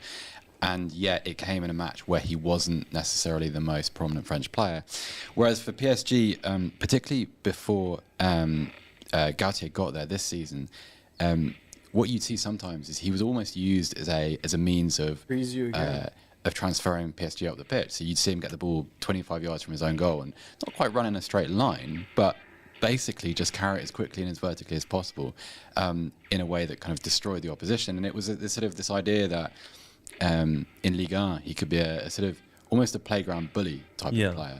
And it's not meant a great American footballer. Well, yeah, like it almost, he had a kind of not quite running back quality, but he would be. That was sometimes, it seemed to be the extent of their game plan. Whereas the Mbappé who plays for France is a more sparingly used player, potentially more explosive.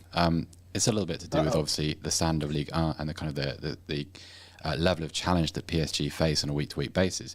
But there is a difference, and it's kind of interesting to see all these different versions. There's no sort of definitive what's better. It's just it's interesting to see that adaptation. I mean, it's not quite as dramatic as the one that Griezmann's gone through, obviously, but it is interesting to note that there is a variation to his game, and there is an ability to play more than a single role, whilst we're sort of having a go at him not doing any defending, because that's, that felt a bit mean-spirited. Sure. Yeah. Okay, fine.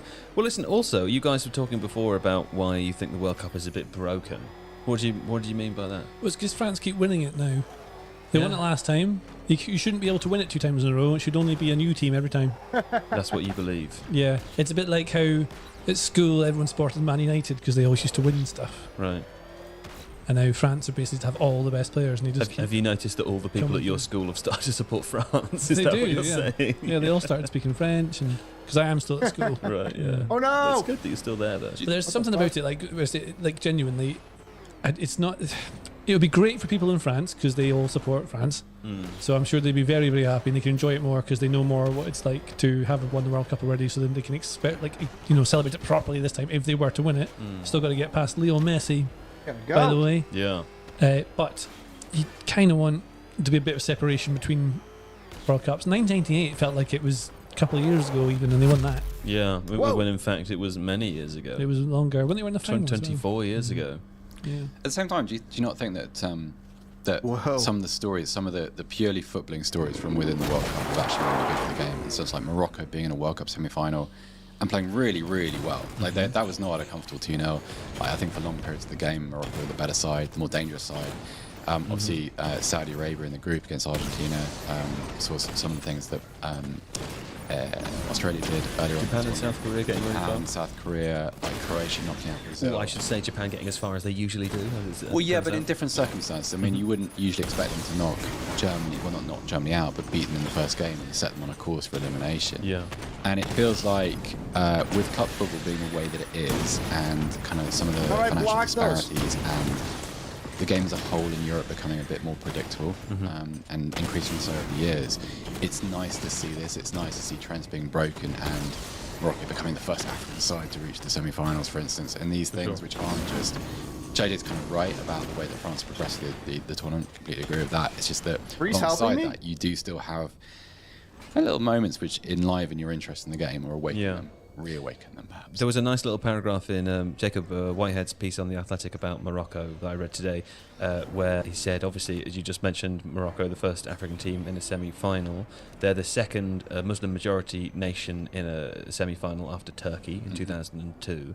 And also they're the first Arab team in the semi-finals as well. And it concluded by saying that, the identity of Morocco now hotly contested, but for fun reasons, which is quite nice, isn't it? John, from a footballing perspective, specifically footballing perspective, how would you rate the tournament so far? I mean, there's been quite a fair amount of upsets, haven't there? And obviously that's a subjective question, but what does your subjectivity bring to it? You will say that I focus on like the out of possession stuff, and so in many respects I've quite enjoyed the tournament because there's been a few things that have been happening out of possession. Namely, I think, and most importantly, that the smaller sides are much better out of possession, and that's led to, I think, a little bit more competitiveness across the board. Whether or not that makes for a better tournament in general, I guess most people would argue with, because I think a lot of people don't really care about the out of possession stuff. They want to see goals and they want to see like exciting attacking players as well. But I think in general the tournament has been high on drama, maybe more than it has been on particularly tactical things. But that's just the nature of international football, right? There's only so much you can do in possession without a huge amount of time on your hands to prep. I keep thinking Spain-Germany was the best game in the group stages. It was the only one that maybe best game is the wrong way of phrasing that, but it was the highest quality game. Yeah, like the most like elite football, but that shouldn't be that surprising, I guess, because all of those players are playing sort of fairly standard elite football. Week in, week out, and so. Do you think that France, Argentina will be like that? I don't think so. No, because I think that France play a fairly small C conservative. They adopt that sort of small C conservative approach. I think Argentina. I think people may be surprised by Argentina in this game. I rewatched the game against Croatia this morning, and I was really impressed with how they approached that game. They did certain things that caused Croatia a lot of problems, and not many teams have done that really this tournament, right? We've gone through the whole tournament with people being like, well, that thing happens when, I questioned whether or not Croatia had been a little bit lucky with their run, but there's a weird phenomenon when like teams get lucky a lot of times to a point where people say, well, they can't be lucky, there must be something behind it, rather than what you could also argue, which is just they've been really lucky. I don't want to pontificate about that, but I think you can argue the same sort of thing for France. They have like a fairly conservative approach, and it's worked so far. They haven't given up huge amounts of chances, and they've generated enough chances to win.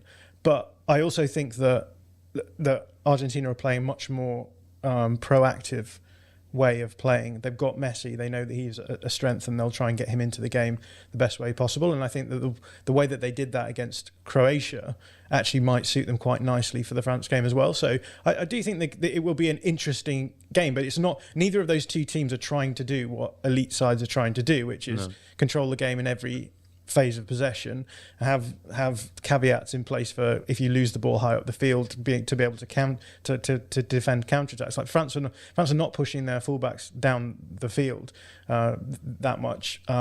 Argentina are a little bit more, but Argentina also aren't sort of doing that positional thing where you spread everyone out across the field and try and get exploit space between all of the fullbacks. They're a lot more centrally focused, I think, as well. So I don't think it will be like watching a Champions League game, but I do think it will be a good game all the same.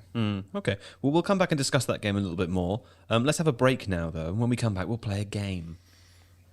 Ah, yes, what a lovely break that was. Now it's time to play a delightful game, everyone. Now, this game is the World Cup goal scorers game. The World Cup top goal scorers game. Yeah? Excited about that? Ready for that? I'll just change what's on my screen so I can't see the scorers. Yeah. Now, listen, the game here is as follows. Nobody look at their chat, because people in the chat will tell you what the answers are. Change my window. There we go. We want to guess players that have scored 10 or more goals in all World Cups. Yes? Okay. Go. Miroslav Klose. Yes, Miroslav Klose with 16 goals scored. He's currently the top. Messi. Messi has scored 11 goals. Yes, that's correct. Jurgen Klinsmann. Jurgen Klinsmann has also scored 11 goals. Who else we got? Mbappé must be in there after this tournament. Mbappé may well be in there, but he's not in the Wikipedia page, which may not have been updated yet. Although it would have been, because he didn't score today, did he? He didn't. No, so he's not in there yet, no. Batistuta. Oh, Mbappe's on 9 goals. Yeah. Gabriel Batistuta has 10 goals for Argentina. Jean-Pierre Papin. No. Palarossi. This game is... Gerd Muller must be in there because he scored loads of goals. Pele. Pele's 100% in there. Pele scored 12 Maradona? goals. Maradona is not in here. Gerd Muller is in there, though. Gerd Muller for West Germany scored 14 goals. And I'll tell you the rest. You've all played very well. Good game.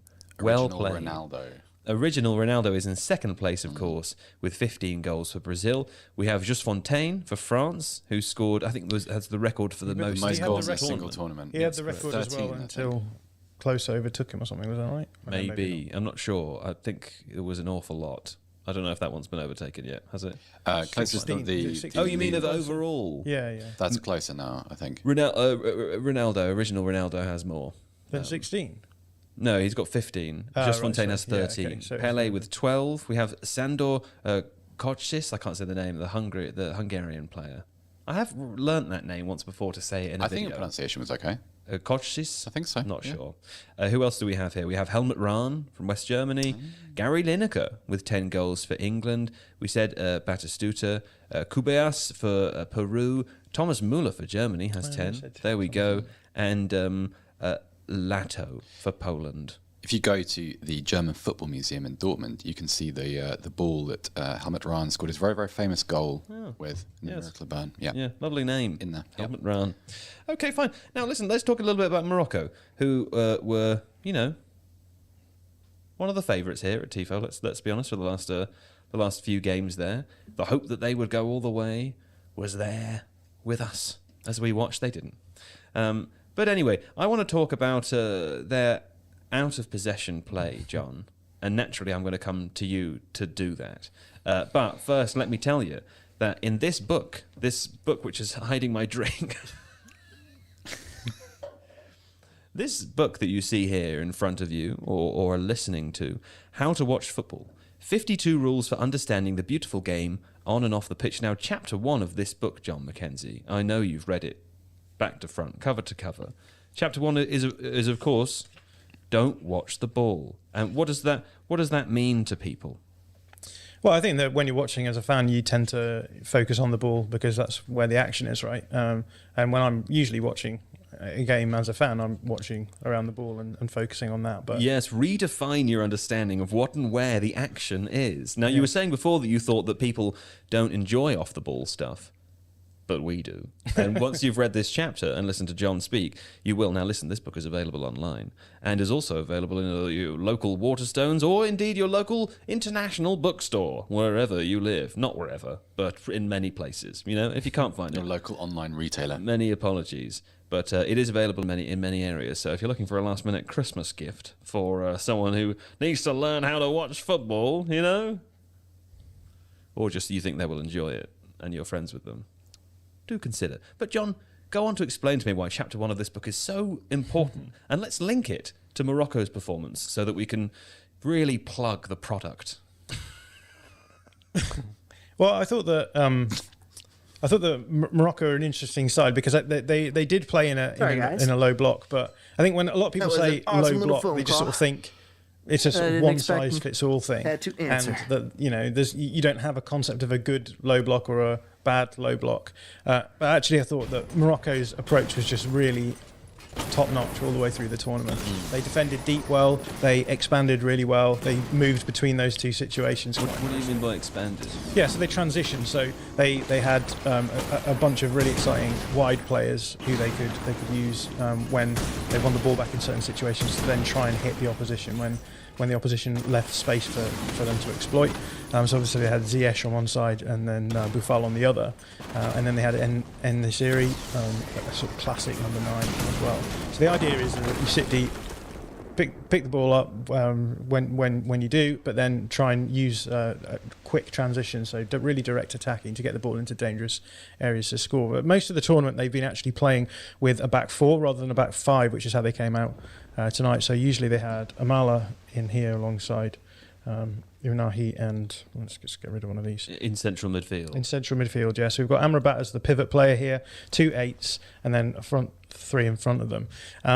And the general idea is that they're going to sit in a low block and they were going to protect the wide areas in particular. So the back four were quite narrow and the 2 wide players did a huge amount of defensive work. So we talked about how Mbappé doesn't do that.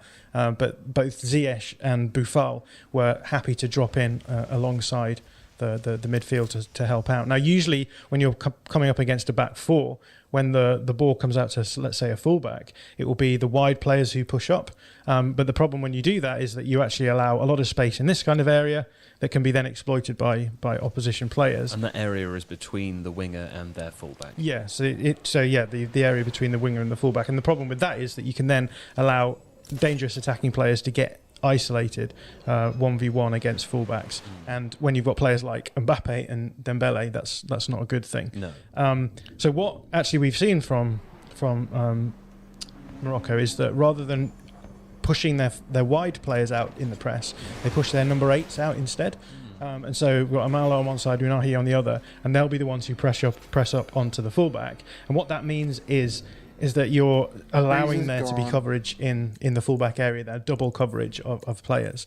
Now, that was all well and good until they played a back 3 today. So they had Amala not on and Dowry in instead. Now what's happened is that if you're going to press out with your number 8 onto the fullback, you're leaving a huge amount of space in the central area here now. You're wide open. Yeah, and for the first goal, what we saw was Griezmann get the ball to feet, the centre-back feeling the need to be quite aggressive, pushing forward onto him rolling, getting around him, and then carrying the ball into the box. And then the ball obviously broke down a little bit there, but that was the situation that led to the first goal.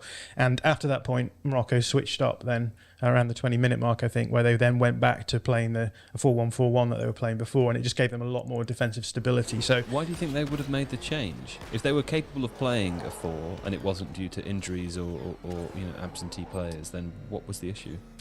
I mean, I would throw this over to JJ, but like my gut is that they wanted to get Saiss in into the team, as well as I think Aguerd, the West Ham centre-back, was also possibly available. So they probably prepped, thinking they could get most of their back players in, their best back players in. Aguerd pulls out in the warm-up. And I think they probably, at that point, they probably thought we could go 4-1-4-1 here, but we've prepped all week with a back 5, so let's just see how it goes. They've conceded the goal, and then very soon after that, I mean, Saiss is obviously carrying an injury anyway, and they flipped it around. But I'm not entirely sure why they made that. To me, it doesn't make sense, because what was so great about them was that they were able to press out with their 8s, with Amrabat doing really good positional defensive work in the space behind, and that was what made them so dangerous, because they were sitting in a low block, but they were really aggressive in that low block, and I think they were relying on their centre-backs to step forward. But when you do that against a team like France, and they've got players like Griezmann and Mbappé and even Giroud to an extent, they're always going to be able to play those small advantages.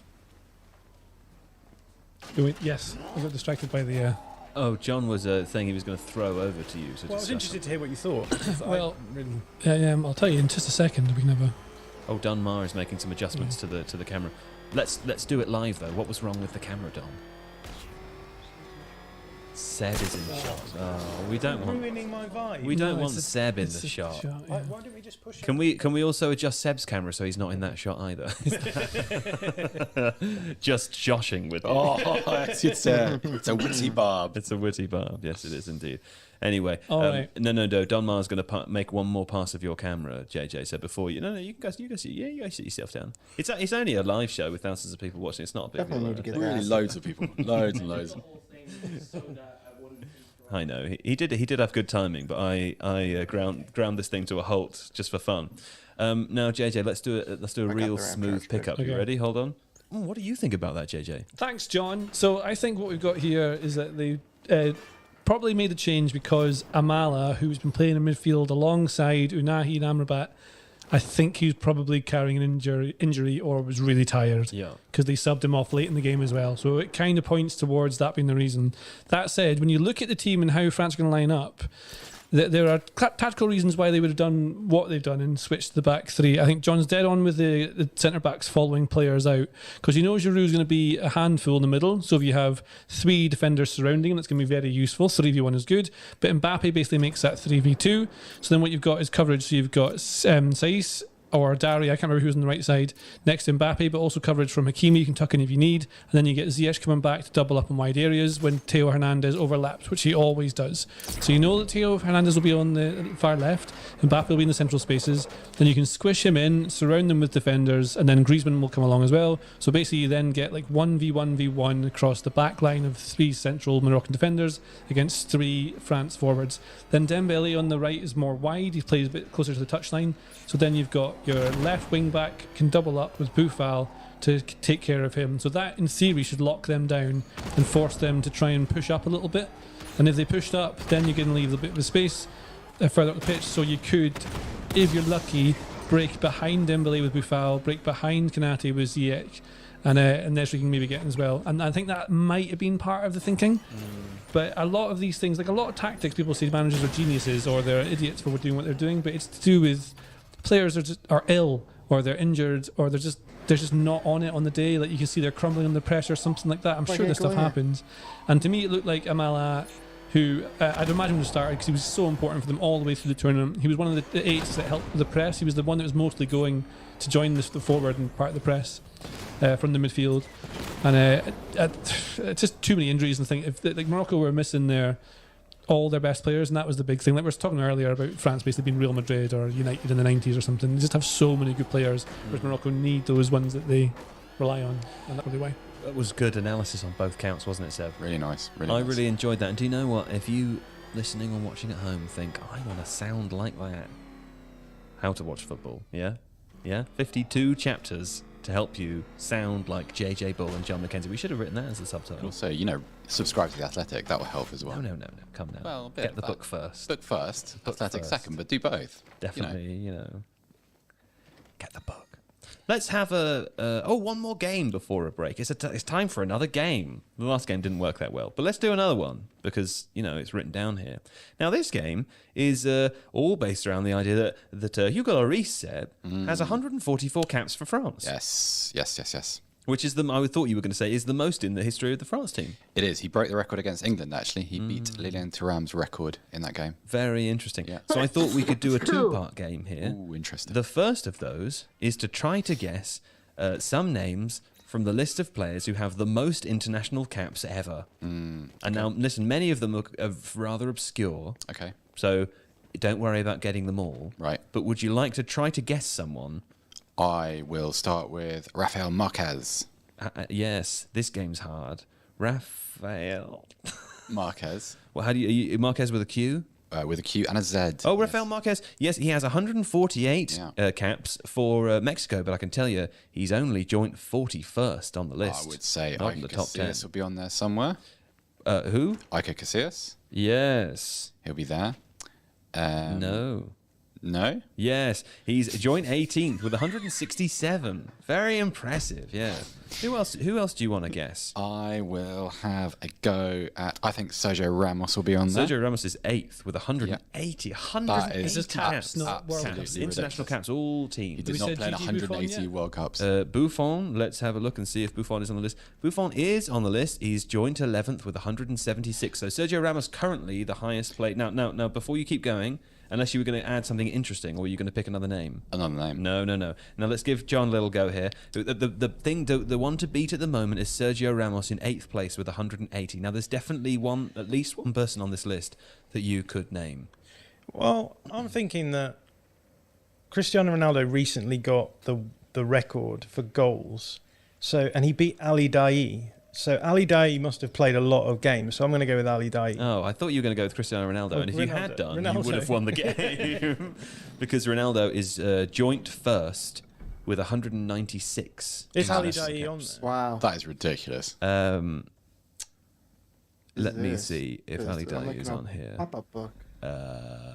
Yes, but in joint 41st with 148. So it's pretty prolific then if he was... It is pretty prolific, yeah. I have to admit, I don't know many of these players, but in joint first with Cristiano Ronaldo is is Beckham Al Mutawa from Kuwait, who also has 196, and Sochin An from Malaysia, who has 195 for some reason, but it seems to be joint first. I'm not sure I understand why. But also, quite incredibly, did that in a career that was only spanning 14 years, as opposed to the other two joint first, who were 18 and 19 years respectively. So that is an enormous number of caps. Also, names that we might recognise: Maynor Figueroa from Honduras, 175. Maynor Figueroa. Yes, indeed. We also have on this list names of Hossam Hassan, of course, for Egypt with 170. Is Sebastian Larsson on that list? I haven't seen Larsson on this list. Will be playing for Sweden. Sunil Chetri is getting a lot of love in the chat. Which Diego Godin with 161 for Uruguay. Luka Modric, 161 also. Nice to see that there are some. Yes, Landon Donovan, the United States of America, 155, Really? and Alexis Sanchez, 152 for Chile, as well as Gary Medel, who also has 152. There you go. We're going to say a different country then for Chile as well as also for Chile. Vatican City. Yeah, very exciting. I wonder who the first. Well, indeed. Now, good that I wondered that, isn't it? Because the next version of this game is the England team, and I'm sorry for JJ, of course.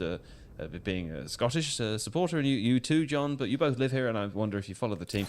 Would you be able to guess for me some of the top performers there for Bobby international Charlton. caps? Bobby Charlton is actually fairly well. He's 7th on the list. Peter Shilton. Peter Shilton is top with 125 caps. So the most cap player ever. 0 goals though. Huh? Rubbish. Gerrard, Lampard, Beckham. I think they're all Centurions. Well, Gerrard. Lampard God and Beckham damn it, gets what a the 3rd, fuck? 4th, and 8th, respectively. I'm like, look at who else is there to Adams. fucking hit, you fucking game? Don't see. Shea Adams. Shea Adams. He's doing the Scottish Tyler team. Adams, actually. I will tell you that the second place, of course, with 53 goals, as Ashley well Cole? as Rooney. 120 caps, is Rooney. Ashley Cole is on the list here as well, yeah. And other than that, we have Billy Wright with 105. And that's it. That's all the ones over 100. Michael Owen. If you get off the train in Wolverhampton, there's a pub that you come to called the Billy Wright. It's named after him. Very famous ex-Wolves player. Right. Former England captain as well. Well, there we go. There we go. And, Don't know why. Terry Butcher on 77. Right. Now, fine. That was our games. Fun, wasn't it? Enjoy that? It was fine. It's really fun. Yeah, that's good. It was fine. Yeah. Getting some low energy from you. I do feel quite tired. Yeah? Yeah. What can we do to pep you up? I don't know. We were talking about this earlier. We were trying to. I think it's not showing him Take his Adam Curtis mask off. films is the way to do it. No. That Too wasn't late for the. that now. That wasn't. Don't. How dare you disgrace the name? Hey, I you know aren't even worthy to say the name. I'm of not Curtis. saying they're not good. I'm saying for that wasn't the Sebs- thing that made you tired, was it? No, What made it's you tired was crazy. you arrived here and then I had to deal arrived with here JJ Gould and then talking all day. I had a little bit of a downturn and I've been. You had that pasta. I had that pasta. It was very nice, but I did have the pasta. Bit filling, and eh? I had that baked potato yesterday, and I feel a bit jaded. Yeah. Like, Well, now remember nearly that at the end of the Jaded World Sancho, Cup. someone else with some England caps. Now remember that maybe the TIFO audience is different. Who could know? But most audiences like a little pep. Yeah. You know what I'm saying? Yeah. They don't enjoy to watch people in privileged positions complain. So what do you think about? What do you think about adding a little zing to that pep? You know what I'm saying? Yeah, all right. Okay, I can handle that. Give me a Rooney. No. Let me one have Rooney. some goblin from JJ. A little goblin. But do the arms. Do the arms. There we go. And from you. I You besmirch the goblin. No, it's piece. named Hey, after listen, you. don't make John besmirch the goblin. Okay. Come now, they're his people. Okay. Okay, fine. Now listen, we're going to have a break, and when we come back, that may well have been the break, we don't know. But when we come back from the break, we're going to do a quick conversation about, again, looking forward to the final, a little bit about scouting, and then we'll be done. And Seb will be in goblin mode. Yes. Give us a Rooney, come on. Rooney! It's aggressive. What an aggressive Rooney. Good lord. I feel, That was Rooney feel shaken when to my he's been core. a naughty boy, wasn't it? Yeah. Yeah. That's Unleash what the the pet. goblin Unleash the overlord would pet. say to Can't get knock out him the- to do his bidding. Rooney would say Rooney. Yeah. And that's kind of. Okay, well, there we go. We already heard from John McKenzie on looking ahead to the final there, France-Argentina. But a newly energised Seb Stafford-Bloor would love to lend his opinion to the chorus. I really like France. Yeah? I really like again. France. I think they're just going to be too strong. Just because really last night was the first time I'd actually been impressed by Argentina. Yeah, okay. And They were very impressive yesterday. I agree. Yeah, and also I think it's not to denigrate the performances of players like Julian Alvarez, who's been fantastic, Right. and I thought Otamendi was very, very good last night too. But France don't have the same reliance on individual players. Like, it's not if England kind of found this out to their cost. If Mbappé doesn't perform, they can still hurt you. You can lock a player down in that French side, and somebody else will emerge. And I kind of think that's been the story, because they came into the tournament, everybody's talking about how you cope with Mbappé, how you deal with Benzema before he got injured. And then all of these other sort of secondary performers, like members of their chorus, emerged. Rabiot was great. Tchouameni was had a little bit of an iffy game tonight, but was a difference maker against England. Scored a brilliant goal. Griezmann we've covered, but rightly so, because he's been fantastic. So the threats are more diverse. It's more of a playing France is a huge conundrum for anybody. And I don't know, there've been moments throughout the tournament. I hope I'm not being harsh, but there've been moments in the tournament when that Argentinian defense has looked ropey, and also like emotionally so. I remember when they conceded the third goal of the game against Argentina. No, that's not right, is it? When they conceded the third goal of the game against themselves. Yeah, that's probably not right. I think that's wrong. I think I meant Australia. That would be bad though if they did that. If they did that, their They defense would be probably rubbish if they were conceding goals to themselves. Yeah. You saw a little bit of fragility there, and I don't know. The same against the Dutch. They were completely in control of that game, and the Dutch did little more than just throw on two massive blokes at the top of the formation, and it rattled them. And I just think France would be a bit too good. Okay. So, yes. Okay, interesting. I'm putting my cue back in the rack. Somebody else talk. There it is. Well, listen, I was going to say we'll come back to hear what you think about the final after we've had this conversation about scouting, because we'll roll it in to points about JJ Bull. But let's stay with you for the beginning of this conversation about scouting. Now, why shouldn't one use the World Cup for scouting, JJ? Because, of course, Morocco seemed like a sort of prime example of a group of players who, maybe yesteryear would have earned big moves after a tournament like this. Well, because sometimes players just perform better on this certain stage because it's their time to shine. Suddenly they get to be the best player within a worse group. So you take like Ziyech, for example, has been amazing for Morocco in this tournament. But you put him into a team with other players who are just as good technically as he is, and he suddenly doesn't stand out as much because everyone's at the same level. Like, there are players who you'll have no idea how good they are technically in the Premier League because they don't show that off or use that, because the only technique they need is first touch movement, like pass and move. And you often see like really good players shine in leagues like La Liga or the Eredivisie. There's a little bit more time on the ball. They tend to be maybe in a team that has more possession, and you're not getting quite so aggressive players coming at you, so you can shine out a little bit more. In the Champions League, a bit different. The pace is a bit slower, so maybe those players do then stand out a bit more. I don't know really what I'm saying there, but I think another thing with it is that sometimes players stand out in teams because the team spirit is such that everyone just adds a little bit to it, and you can't take that from a different team, put it into yours. I heard this one about communication as well. Obviously, like usually all the players speak the same language and often speak the same language as the coach, and so communication is a lot more straightforward. Maybe to an extent, but when you're on a football pitch, I mean, the depth of language I don't think needs to be particularly difficult. You're mostly People pointing speak with their feet. I wonder where the culture's won. Like when you damn it, you're fucking kidding me. At World Cup, like generally, I mean, some teams. All I did was hit you with something that should have just like said, move, let me kick. And we're standing right next to the other guy. Come on, it's such bullshit. Also, if you watch a player at World Cup, handle this chat. At most about a month and probably at best 7 games, you're not seeing like how they cope with an 8-month season. You're not seeing like how they deal with life outside of the bubble of a squad. That's why I think France has the better shot. Generally have these sort of campuses and resorts that they train in. During the regular season, you've got players living by themselves. They're living in, generally speaking, bigger cities. What's the motivation as well? Like, what it is in the World Cup, because it's to try and win. It's the highlight of your career. Like it's kind of it's legacy affirming, and it's kind of the high point of a player's 12 to 14-year career in a way that like club football just isn't.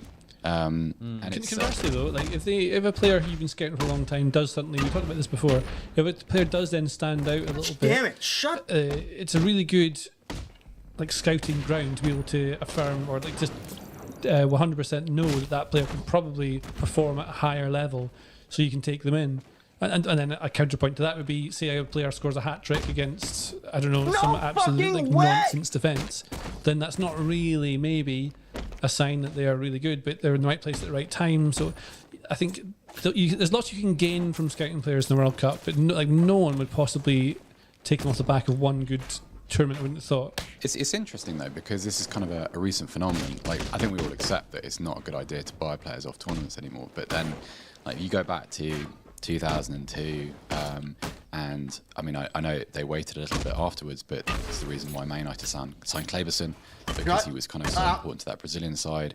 Well, 96, I remember this thing, Karol Poborski and Jordi Cruyff, and like Ferguson came out afterwards and said, "Oh, I'll never do that again." And you know, it's interesting because also, like, you have a player that's potentially a bit more comfortable. Like, they're, you know, if we've just been talking about players who've won hundreds of caps at international level, and like, I think at that level, particularly players in, for instance, Poborski's situation, there's a bit more permanence about your spot in the international team. You're not as vulnerable to kind of peaks and fluctuations in form as a club footballer might be, and so you have a little bit more, I don't know, just a bit more familiarity with your role. Possibly, it's all kinds of things that distort the reality that we see during a tournament. Basically, I would say there are individual players to give a point of who stand out. Oh my God, who's actually stood out at the World Cup and whose definitely profile has been risen and could then get a move.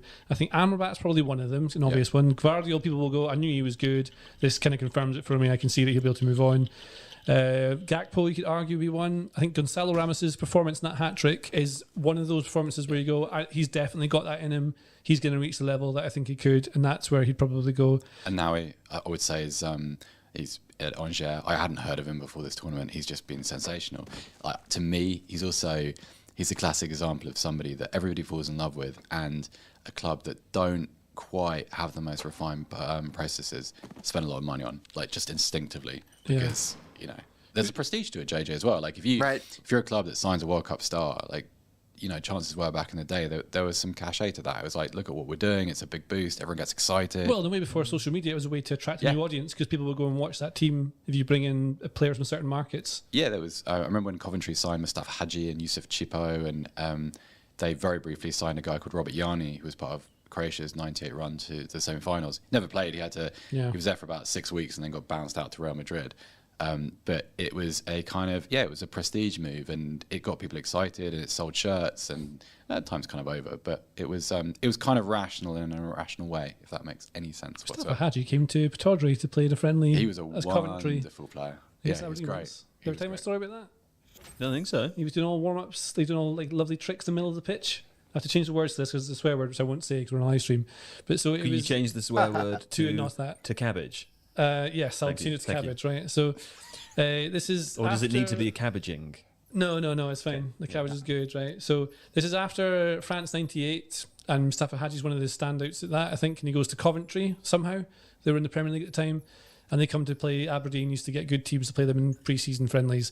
So in this pre-season friendly, everyone's very excited to see the star of the television everyone's been seeing, and Hadji's doing all these like cool tricks, putting it on his head and doing all sorts of bits. And there's just two guys in front of me in the stand in Pataudry, and they're going, Mustafa, for ages, like ages and ages and ages. And eventually one of them says, Mustafa, and he looks up and goes, hey, and he runs over. And he's the far side of the pitch, so he's like the opposite side diagonally from where they are. Comes all the way over, gets towards them, and just as he's about to hop over the fence to get to them, they go, Mustafa, cabbage off! There we go. And then he stood like straddling a stand, and he can't get off the thing. Then he has to wander back. Good. It was very funny. Mustafa. It was very funny. Hey, the chat likes reverse battering from Ajax. Yeah, I was gonna say, yeah, it's a great shout. Like his stock rose. Whether that. I mean, I almost don't trust it because he hasn't had a great season. That's pretty awesome. They've played him as a 9, haven't they? Yeah, so I'm not sure quite what to believe, but he was while Ghana was still in the tournament, he was absolutely unbelievable on the ball. Remind me of a kind of a more attacking Moussa Dembele. I saw a quote from Jordi Cruyff speaking to him, saying that Barca were aware of him. Really? Good news, yeah. I mean, everyone's aware of everyone. I think the thing that bumps things in these sorts of tournaments is that everyone starts panicking because everyone thinks that all these clubs think no one else bud. has seen what we've seen. Yeah. And they really have. And so what's going to happen is they're going to be like, oh, everyone knows about this player now, so we need to move quicker. So I definitely think there's that aspect of it. I That don't must think be horrible. Take it easy, I often guys. think, like, if you work in a scouting department, but you aren't in charge, obviously, of like making the final decision. You love a player that you know is within the team's budget, for example, and you know would, at least you have a very good idea would perform really well. But the club, for whatever reason, aren't quite moving quick enough on it, and you know that other clubs are also looking. It must be so frustrating to be in that position without having any control. Yeah, it's competing interests. This is what makes the transfer market so difficult, because it's not just your scouting department who need to like a player, it's your recruitment department, usually the data and analysts who'll be looking at them as well, and they'll have to agree, and then you'll have the manager who may not want that player and they'll have to agree, and then there'll be the board of directors and they'll have to agree, and there'll be the owner and they have to agree. So, and you know me, I hate agreeing. Yeah, exactly. If we were trying to buy a player as a group, it just wouldn't ever be happen. awful. That's how we ended up buying you. I came across this situation a few weeks ago when I went to Leverkusen and spoke to Simon Rolfers about Piero Hancapi, the Ecuadorian centre-back, because they'd been watching him, and he played in the Copa America, and he was absolutely brilliant, to the point where Leverkusen had said, we need to sign him now or we'll never get the opportunity to do it ever again. To the point where they didn't actually get to meet him in person before they did the deal, apparently. So you kind of have, like, the World Cup, instead of informing decisions, like, often it seems to disrupt them for a lot of teams. Yeah. Maybe not like Manchester City and PSG and sides like that, but for teams who rely on their recruitment and rely on being a little bit smarter than everybody else, it's a huge spanner in the works. If a player is too good, it's a problem. Yeah. Okay. Very interesting conversation. Fair Thank enough. you all. Now, listen, let's play Points Are Bad, and we'll come back to you, JJ, to hear what you think about the final. But before we get to the final, there is, of course, the third place playoff. And that's great, because some of us here do need an extra game to try to get back into that game. And that's because, of course, today, I can tell you, John McKenzie actually won the day with a perfect score. A guess of 2-0 to France. Congratulations, John McKenzie. Followed up by Seb Stafford-Bloor with just the 2. JJ, you and I have got 3, and you've got, joint worst for the second consecutive day. I know you're not trying or anything, but Well, I have been recently. I'm wondering if are you trying to lose? Because No. it is, no, you're not. Okay, fine. Well, there we go. Now, I'll come back to the grand scores shortly. 0 points for John McKenzie. Super impressive. Very impressive, because he knows points are bad. He knows He points eschewed are all bad. of those He points. got rid of those points. Now, listen, that means, John McKenzie, we come to you last not only for the third place playoff, but also for the final. Okay? Now, that does put JJ Bull in a bit of a better position, because I'm going to let him go first now. Well, what are the scores? How many points do I need to make up to win? Okay, I guess, to be fair, given that this is the last time, let's do grand totals first. You're absolutely right, because this is true, actually. Seb needs to go first. Alright, we're clear. Yeah. We need to reverse it, in a sense, in order that he Otherwise doesn't I can cheat. just cheat. He can Otherwise cheat. I can cheat. Yeah, that's okay, correct. all right. Okay, so I'll tell you that it doesn't matter, but I have 149 points, and I'm last. There we go. In joint second place is John and JJ with 137 points. So you're not just competing with Seb, JJ. You're competing with John McKenzie. And Seb Stafford-Bloor is all the way out in front with 132. He's 5 points ahead. So he's going to play it safe for these 2 games. We know that for sure. We know that for damn sure. But, who knows what's going to happen in the runners-up game. We'll find out. Seb Stafford-Bloor, we're going to ask you to go first for both of these games, okay?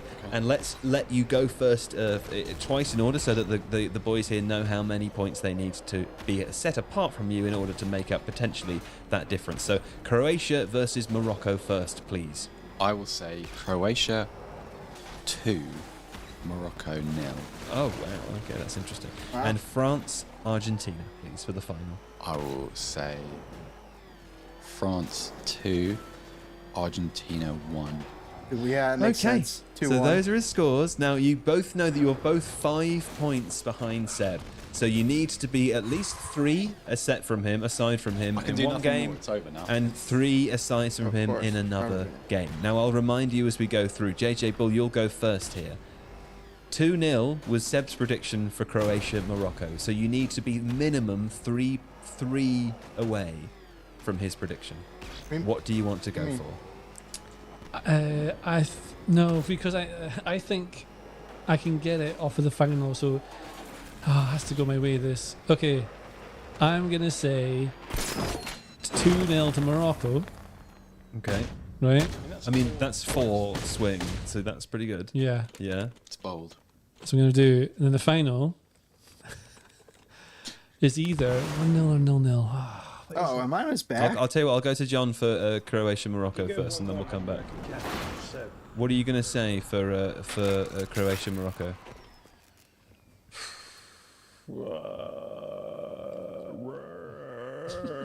Come on, guys. Come on now. Come on. Think. I've got my score. Okay, what's your final score, JJ? The final is 0-0. You think 0-0? Yeah. So that puts you, all in all, 7 away from 7 points away from the predictions of Steph Law. If things go perfectly for you, you could still win. Now, John McKenzie, we need something similar from you, dear. I will say Croatia Morocco. Now, a reminder that Seb went for 2-0 Croatia. Shooting both ways, right? He went for 2-0 Croatia, and then he went. We've got 2-0 Morocco from JJ. I'll go 2-1. Croatia? I wouldn't do that because then you'll only be 1 point away from Seb. I mean, what else am I supposed to do? Okay, here's an option for you. Now that JJ's gone, you're making you're trapping him fairly neatly to Seb, and you could finish second if he messes up. He's gone for bold predictions to try to win, but I mean, this really was a foolish thing to do. to beat JJ. Okay, in which case, do you want to say 2-1 2-1 Croatia. 2-1 Croatia. Okay, and France Argentina. I think Argentina 2. You think 2 to Argentina? Okay. No. 1-0 to Argentina. 1-0 to Argentina. You want this that's fair. You know, theoretically, you could still joint first. I think This will make it. But it does seem like you want second place. Now it's interesting all the different narratives playing out. I want to win it. You want to win it outright. Yeah. He just wants to beat you now, and me. Pair of 5-0s. Well, this is the 5-0 thing. England. I am 17 points behind, so I need to be really You have far. to go bold now. So listen, I think Croatia Morocco is probably going to be something like 6-2, and I think I actually think France are going to. I do think France are going to win the game. To be serious for a moment, but I think they're going to win the game 7-2. That still doesn't. That's ridiculous. Does it not? I don't think so. Ridiculous. It's not. It's not bold enough. 17. It's not bold enough. Oh. Oh, well, I meant 17 too. Is this from Tifo Football? Yes, this is Tifo IRL. Imagine if it is. Yeah, these are the Tifo I guys. think if it is 17-2, I'm not going to be the big story. Imagine if it's 17-2. They all go mad and they all get sent off. I can't say 17-2. If it's 17-2, and then your other result goes the I wrong want way. I want a respectable finish here. I think France are going to win that game 3-1. That's what I think. And Croatia Morocco, I think it's a 2-2. It's got 2-2 written all over. Who cares about that? There we go. Okay. You're in fine. trouble, buddy. Well, I guess that's the end of the show, isn't it? It's certainly the end of the other show because they're making loads of noise outside. So, that's great, isn't it? That's great. It's really good. Yeah. I think what we should do on Sunday is finish like really early, ruin the show, finish at half an hour, and then go outside. Did you know the finals are 3? Arguably, finishing after 30 minutes is probably not ruining our show. That's true. It might be improving it People probably want dramatically. it, The finals are at 3 p.m. on Sunday. Did you know that? Both games are at 3 p.m. I just assumed evening. Okay. No, it's quite nice, isn't it? That's good. That's a good point. A couple of things to mention. There will be a live show on Thursday, which is tomorrow. Yeah. There will be a live show tomorrow. It's at 7 p.m. GMT. I won't tell you anything more about it. You won't see me. Oh, that's awesome. But there probably will. There probably will be a special guest joining John and JJ. Yeah, no Seb applause. But we'll be back on Sunday. Streaming immediately after the final, so probably around 5 o'clock. But whenever the game finishes, we'll be here, and that's when we'll say goodbye to you for the live streams for the time being. Excuse me, that's a bit gassy. Don't be that in the podcast. Bit gassy there. No, it's away from the microphone. People understand this is a real humans with real anatomies. Yeah. I've been trying to get QATAR as in it's you and me, it's our destiny. Let's pull something new up. It's been nice. Like as in the line where it goes. I'm low energy, as you guys can tell, but like this has been. I could hang out for a little bit. That was fun. I think that France is definitely the team to beat tomorrow. They just look too scary, too deep. Meanwhile, Argentina is perched upon a house of Messi cards, and Messi is a fine card to stack your deck with. But you need everybody else to be humming as well. I'm liking that, chat. That was fun. Interesting. So let's continue with the France and Argentina preview. I'm going to look for more. Give me just a second here. Boom, boom, boom. Okay, Yeah. gents, let's now focus on the big one, the World Cup final. Let's preview it. We've been Yep. building up to this for an entire, nearly month now in the World Cup in Qatar. Oh, yeah, I like that. Argentina I against got some good ones France. pulled up. Can Lionel Messi finally get that World Cup win? That is legacy. I think we all can agree, and any football fan across the world can agree he deserves. He's been superb in this tournament, Nick Mendola. Can he be stopped, though? I mean, I think his partnership with Julian Alvarez, that's been key, right, in terms of getting the best out of Argentina's attack, and the midfield is What do you guys think the score is going to be? very nicely underneath him. So all roads point to Lionel Messi, both in terms of the legacy, how France are going to try and stop Argentina. But this is so intriguing, right? This storyline, this is what we all kind of, I think, hoped for at the start of this World Cup, to see him lining up. Oh, we want to see Ronaldo maybe instead of Mbappé, but we'll take it. He's one win Right? away, from his legacy, and just finally putting all those doubters to one side and saying, you know what, I can win the World Cup. I am going to be on the same level as Pelé and Maradona. And this is going to be an incredible moment for Messi if he manages to pull it off. So what are you looking forward to from Lionel Messi in the World Cup final? So let me start with the sort of analyst, fan, soccer. I'm not a soccer historian, but those of us who might qualify for being in that class, I almost want it to happen just to see what the discussion is afterwards. I know what the discussion is if Argentina loses this match, and that's fine. He's fantastic, but he never won a World Cup, and okay, sure, whatever. Sure. But I want to see what the discussion is when he does win. Will it be uniformly embraced, and especially in Argentina, which is especially tough on him because he left Argentina to go to Europe, and they didn't think it was necessary at the time. But I don't know how they're going to keep Mbappé. One of the in reasons there. I admire Messi is because of the character he's shown as a very young player, going overseas, wanting to go home. You know, the growth hormones that he needed. Because I mean, let's face it, he is. If we ran into him on the street, he would be the less donut-addled version of me. Like, I might be taller than Messi, and I am a small Italian-American man. So there's an everyman quality about him, and there's also the magician's quality about him, and that's what I want to see a show. I want Mbappe. I want him. I want somehow Angel Di Maria to look like he has in big games, and Griezmann. We didn't even mention him earlier. Arguably the performer of the tournament in terms of your string pullers of the day. So you know, as we move forward here, I just want to have fun. I want both teams to have fun. Like the old T-shirt says, like, I just hope both teams have fun. Andy, are you in that zone, or are you like, I clearly need a winner? Well, we are going to have a winner. I think Messi doesn't have to have it to secure the legacy, like you say, Nick. Like what he has done so far has been enough.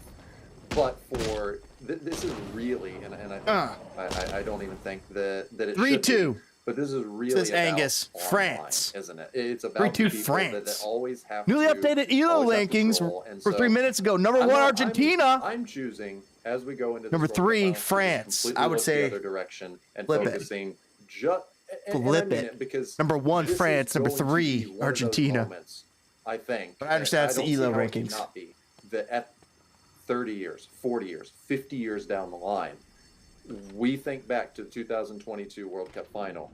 I remember where I watched that. I remember what happened in that game. I remember where I was. There are so few of those moments, I think, that for everybody in the world to share. Obviously, you have them in your own city or your own country, things that happen. But when you get one on a global scale like that, the people from one corner of the globe all the way to the other will have those same memories of that day, of what they did, how they experienced it, and then they'll tell that on in the future.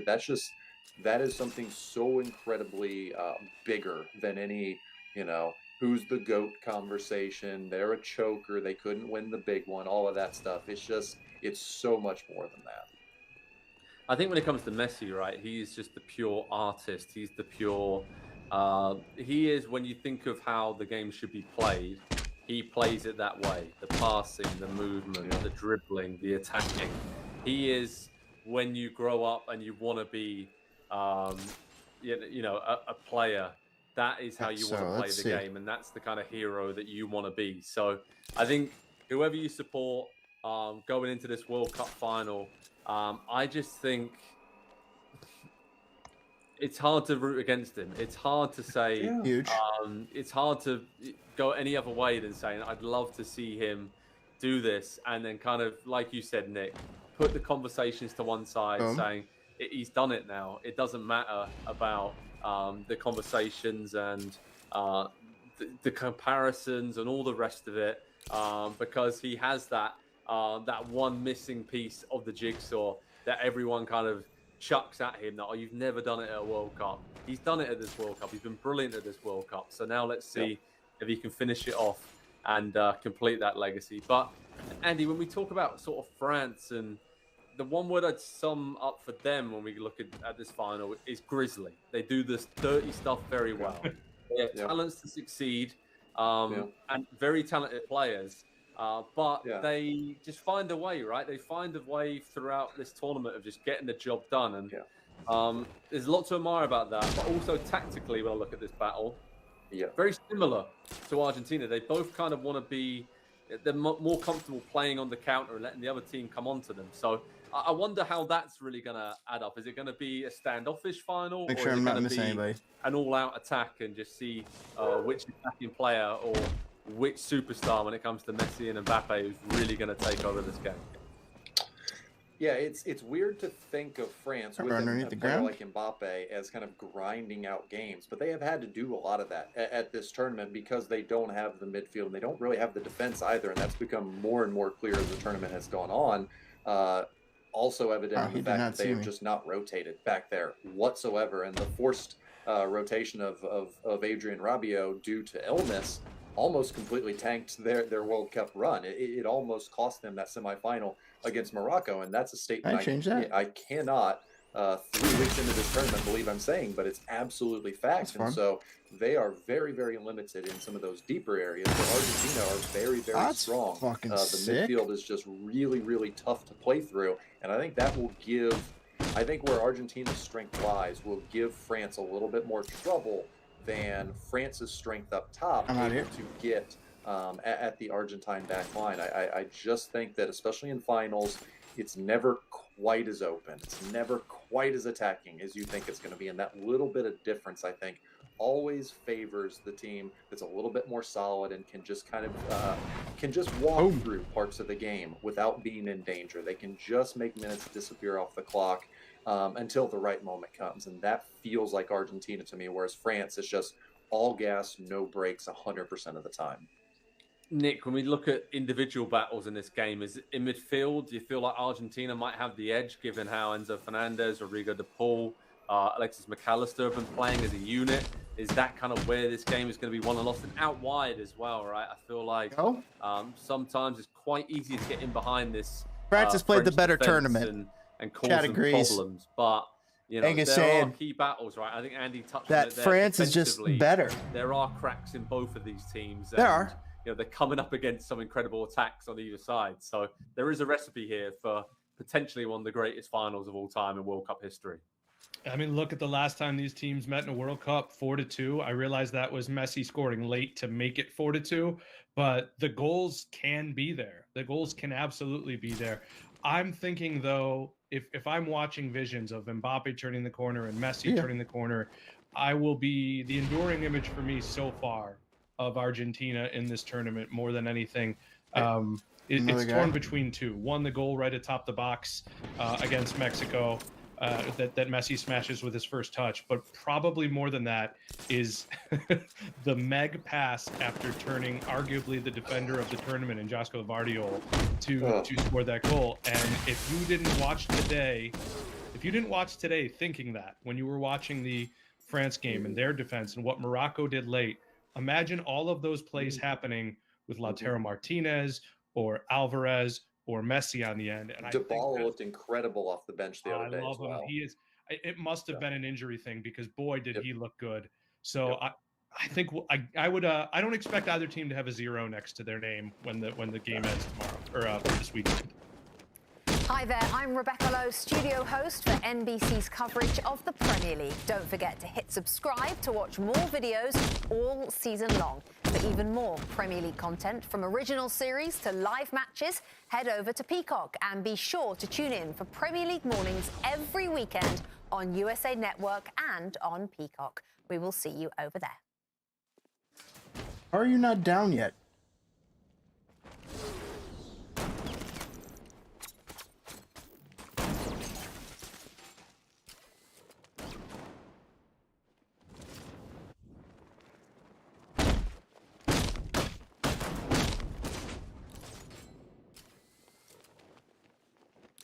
Woo! Skating? I don't think so.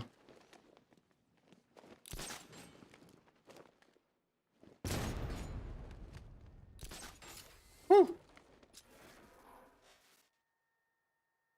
All right. Woo! That was harsh. Hard. All right. Alarms turned off. I really like their assessment. That was a good little preview there. 16-year-old in 1990, so people can work. Well, before we get into this one, I actually want to talk about the impact of Morocco's run. Impressive run. Morocco's journey to the World Cup Championship came to a close today after its match against France, a country that shares a complicated history with the North African nation. John Yang has more on the Cinderella story of the first African and Arab team to advance to the semifinals. Judy, France scored early and held off pressure for Morocco to win 2-0. That sends France to Sunday's championship game and ends Morocco's historic World Cup run. Shireen Ahmed is a sports journalist. She's a senior contributor to the CBC Sports. Shireen, France now going to the finals tries to become the first repeat winner of the World Cup since Brazil in 1962. Why is it so unusual to have back-to-back World Cup champions? Well, we could start talking about superstition. And very often those that have won the championship crash out in the group stages. And I think that France is trying to avoid that superstition and just go forward and play with how they're feeling. They have an incredibly passionate team. They have seasoned players who have returning players like Giroud, who is one of the oldest players at the tournament, Olivier Giroud, and then you have young superstars like Kylian Mbappé. So there is quite a mix, but in very storied. This is PBS News. I think they're ready to go again, These and are they're great not guesses, ready to let Angus. up or give up their dream for another championship. On the Argentinian side, of course, you talk about storied careers. The story is Lionel Messi, who has won just about everything but the World Cup. Yeah, I can't lie and say that I don't want this for Messi. At where we are in this juncture, I feel like incredibly torn because at the same time is that, you know, I really would love to see France win. There's such interesting and rich discussion about their team, the makeup, the diaspora, but Argentina having Messi and him having played with players like Alvarez, who adored him as a child, watched Messi grow up, because Messi is also in his 30s and probably definitely his last World Cup. So do I want this for him? Yes. I consider Messi to be like the kitten of global football. You love him. How can you not love him? He's wonderful. He's got no drama surrounding him. He takes photos with children and his sons in the backyard, and he's lovely in a very banal way, despite his majesty on the pitch. He's incredibly gifted, but he's also a human. He's a dad, he's a husband, and he's a footballer, and we love to see it. Morocco is not going to the finals. Oh, wow, that's all I had to do. They did make history today. They were the first African, the first Arab team to make it to the semifinals. Talk about the significance of that feat.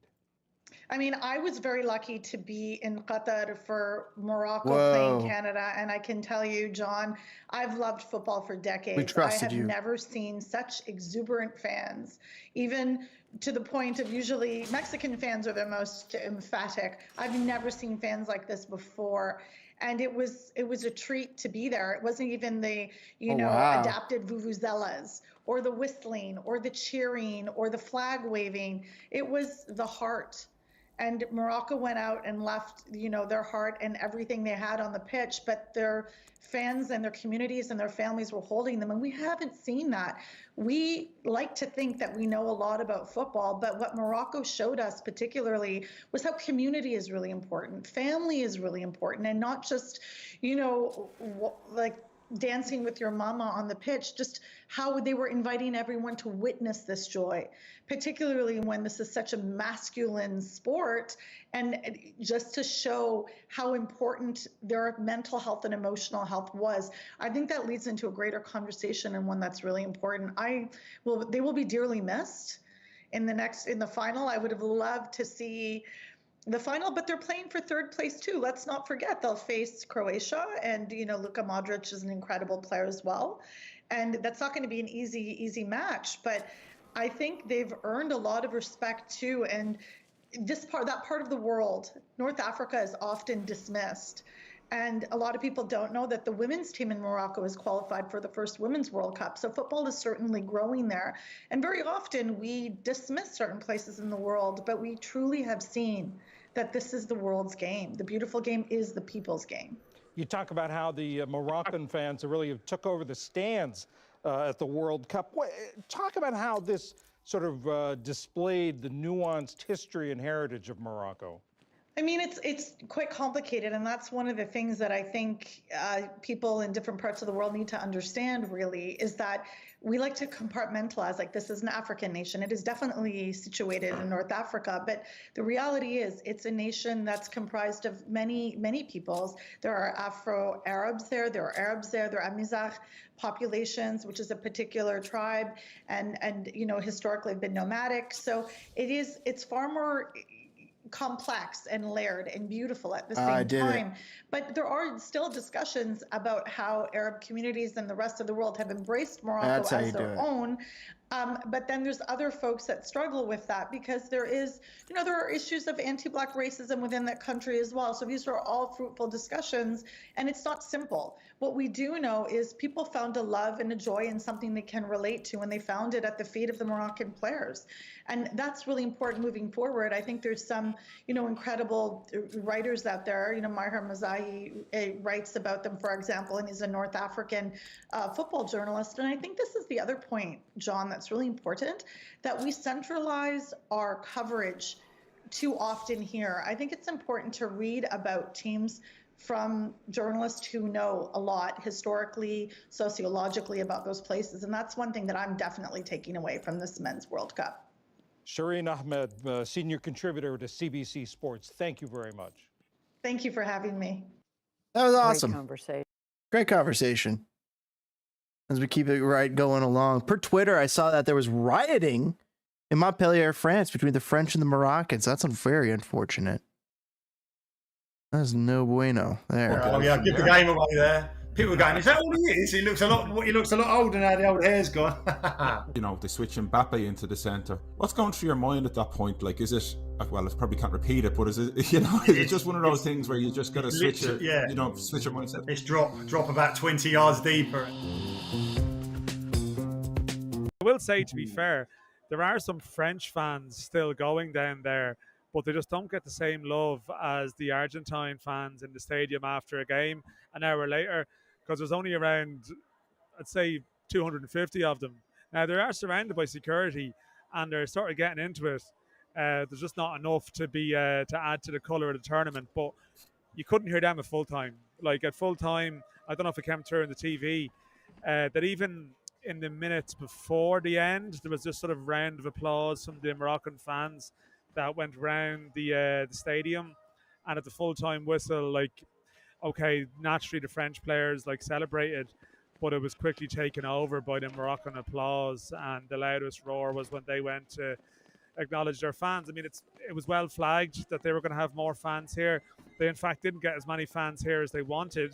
There was 7 flights laid on that were cancelled on the day.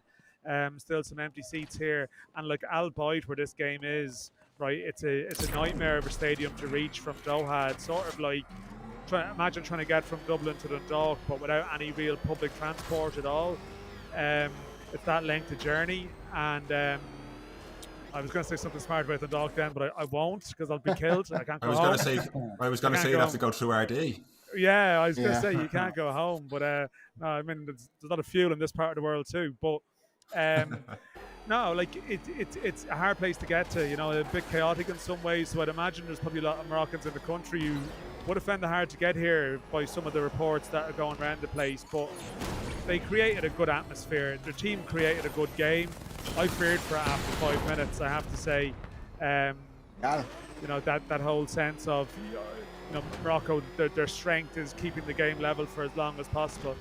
But in fairness to them, like, they gave it a hell of a go. And what I love about them during the competition is that they lose a big player and they make a sub. And okay, it weakens them in certain ways. I'm sure it does on the pitch to lose your captain, or to lose a Bayern Munich player, or to lose, you know, Aguerd, who's been excellent. But they generally tend to keep the sum of the parts around the same. And there was some like lesser known players who were excellent. So I enjoyed them. But in saying that, I suppose it's the final we possibly expected at the start of the week.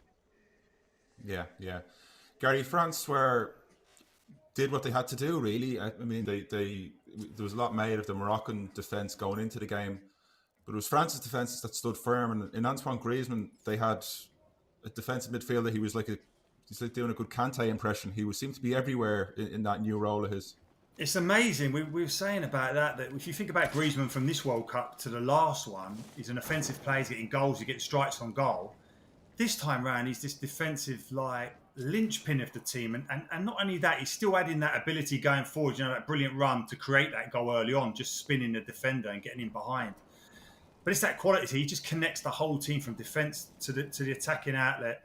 And Griezmann, you have to remember, he's been struggling for games at club level recently, but I suppose we shouldn't be that surprised about how diligent he is off the ball, bearing in mind he's worked at Atletico Madrid for so long and how hard working they are. But nevertheless, I think he's up there, for me anyway, for one of the players of the tournament. I know the headlines will certainly be Mbappé and Messi in the final, but he could do something special and take the crown himself. He's been unbelievable. Mm-hmm. Down in the ground itself, like, sometimes I think with players in that kind of position, it can be hard to see on TV just how much ground they're covering. Was it noticeable in the ground, the positions that he was getting into, and you know, you can see from up on high? It was, yeah. I mean, I was pretty much in row Z here. I was in like the tactics board position. That's where the Irish were dispatched here.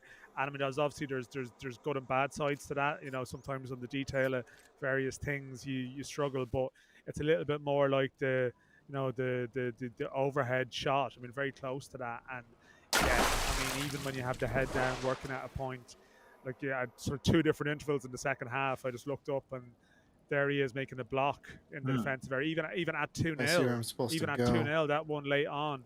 That's massive. Morocco, yeah, because even Morocco, to be fair to them, like they sort of found ways in behind a couple of times. I mean, the left full who come on in the second half, like he really made a couple of sort of promising advances. He plays in club football in Morocco, and they lost Nasraoui, and yet they still they found a little bit of joy. But Griezmann was covering and getting across, and I mean, in the England game, it was maybe even more striking, I have to say. But still here, I mean, maybe the England game, it was just more that maybe other players weren't performing around him in the front four, so it was a bit of everything. Like here, it seemed to be the defensive contributions. I mean, I don't know. Like, I don't know what you think, Gary. I mean, are you impressed by France? I mean, this is a very basic question, but like, seems to be like they seem to sort of almost divide opinion for a team that's 90 minutes away from doing something extraordinary in terms of back-to-back World Cups. Yeah, and I think it's a really valid question to ask, because we were saying prior to coming on air here is that you feel like you're always going to get a chance with France, and certainly Morocco had those opportunities late on, and you just feel that they're not that convincing in certain aspects of their game, and notably defensively. And I think that left-hand side can look like a weakness at times because of the fact that Mbappé is so brave, stays up the pitch, doesn't come back and help out. But nevertheless, you do look at them and think, I felt that Konate made a difference. I think he looked a bit more assured than they have done. But you do look at them and think, the opposition got a chance here. They're in the game. But the reality is that they get it done. there's something about the know-how from having been being world champions that they have the belief that they can just get the job done. When we are probably watching from the outside, looking and thinking they look vulnerable, you can get at them. And certainly the periods in the game, or certainly against England looked like the better team at one stage. And there were periods again tonight where you thought Morocco are going to score. And you're right, Dan. You're just thinking then if they were to get one back, with the crowd, the adrenaline, the momentum that they would have been building, you'd have felt that France were in a little bit of trouble. But that experience and that ability just to see out those really difficult moments and get over the line, they have been impressive, no doubt. How do I turn that off? And Gary, you mentioned there about Mbappé not tracking back. It was something that Deschamps made a switch in bringing on Thuram. Oh, that can seemed be to make iced a big over. difference, putting him on the left, putting Mbappé through the middle. And maybe with Deschamps sometimes, it's a bit like Zidane, where he has such an array of talent in front of him that maybe sometimes he doesn't get the credit for making those type of substitutions that are very important, even with that amount of talent. Well, listen, this is a really hot topic of conversation at the moment regarding Southgate and England and being able to make those key decisions within a match that influence the game.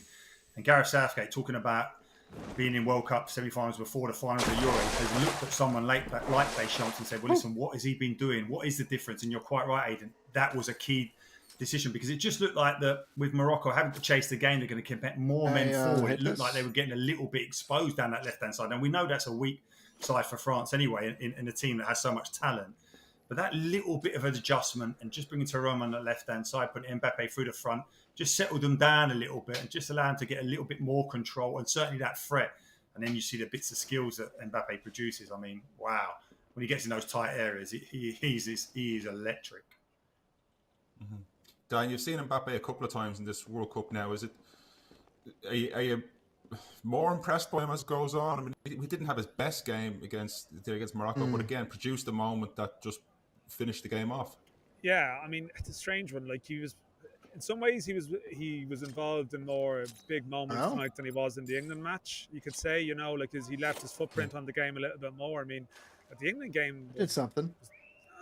Borderline disappointing. Like, even though like he still like did make that run across the pitch that did lead to the first goal. So like he did, and in some ways, like England were very, very clearly conscious of Mbappé at all times. Even sort of Kyle Walker at times was checking back a bit. So I suppose he influenced the game without necessarily being madly impressive. That little switch inside, as you mentioned, as you flag it rightly, like that gave him a little bit more of a chance here. Now there was that sense that he might actually been injured at one stage too, that he might have been slightly inhibited by that injury after the Amrabat challenge. Like, he's a thrilling player to watch. Like, I mean, I think with Mbappe, there's some of the noise around him, and some of his club antics, and some of the various things would tend to make him not that well disposed towards him. Like, I think you might even get the point, does he get the same protection from referees that other big name players do at times? Okay. But he just has that ability to take off over like 5, 10, 15 yards. Like, the whole stadium just erupts and is lifted by it. And I mean, he's 23. Like, I mean, I feel like I was very fortunate to do was see him 4 years ago, when he was really, I mean, he wasn't an unknown then, right? Like, people should have known, but just the sense of that Argentina game, ironically enough, I mean, it's almost brings it onto it perfectly. Like, one of the best games I've ever attended in my life, that game in Kazan, 4-3. And I remember, like, Argentina were a lot more of a rabble in that competition, really. They were a little bit all over the shop. I mean, you know, Croatia had scored 3 against them.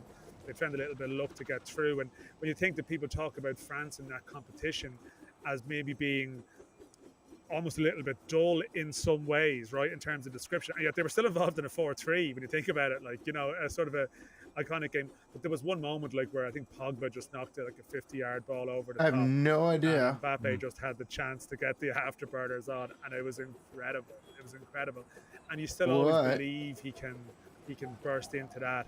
How am I supposed to get there? I don't know. Am I more impressed by him? I mean, I think that the point is that because of his club stuff, we don't maybe see a huge amount of it. And even when you see him for PSG, I know Gary made the point last week in his column even that maybe PSG isn't built around him in the way that probably how France operate is. That you probably get to see him in a better light for France, definitely. But also, I think, to be fair, but how do I get over there? Dreadful results for France this year. I haven't seen all those games, but I'm guessing that he's a little bit more switched on by these games too. Gary, if it isn't too stupid a question, as a centre back, like when you're spending an hour marking Giroud, and then you've got to, to switch Mbappé into the centre, what's going through your mind at that point? Like, is it? Come on. Well, I probably can't repeat it, but is it? Is it just one of those things where you just got to switch it? Switch your mindset. It's drop about 20 yards deeper and literally be tagging the goalkeeper behind you. But no, that's the challenge, isn't it? You've had a real physical battle up against Giroud, and then suddenly this flying machine's up against you. It's difficult to adjust, and I think collectively, as a defensive unit, it's so important how you do adjust. But Dan was saying, and a couple of occasions tonight, Mbappé was flying, and it was only because Hakimi had that similar pace that he could just get in and lean into him in the last moment in a couple of opportunities where he'd have been in on goal. So that threat's there. But I think that although Giroud got taken off with about half an hour or so to go, I think he's going to be a key player in his final. Does it want me to calm I'm not down? sure that those Argentinian defenders are going to be comfortable with the crosses that come in the box against him. I think that he could really expose them. I think that would be a major part of that game.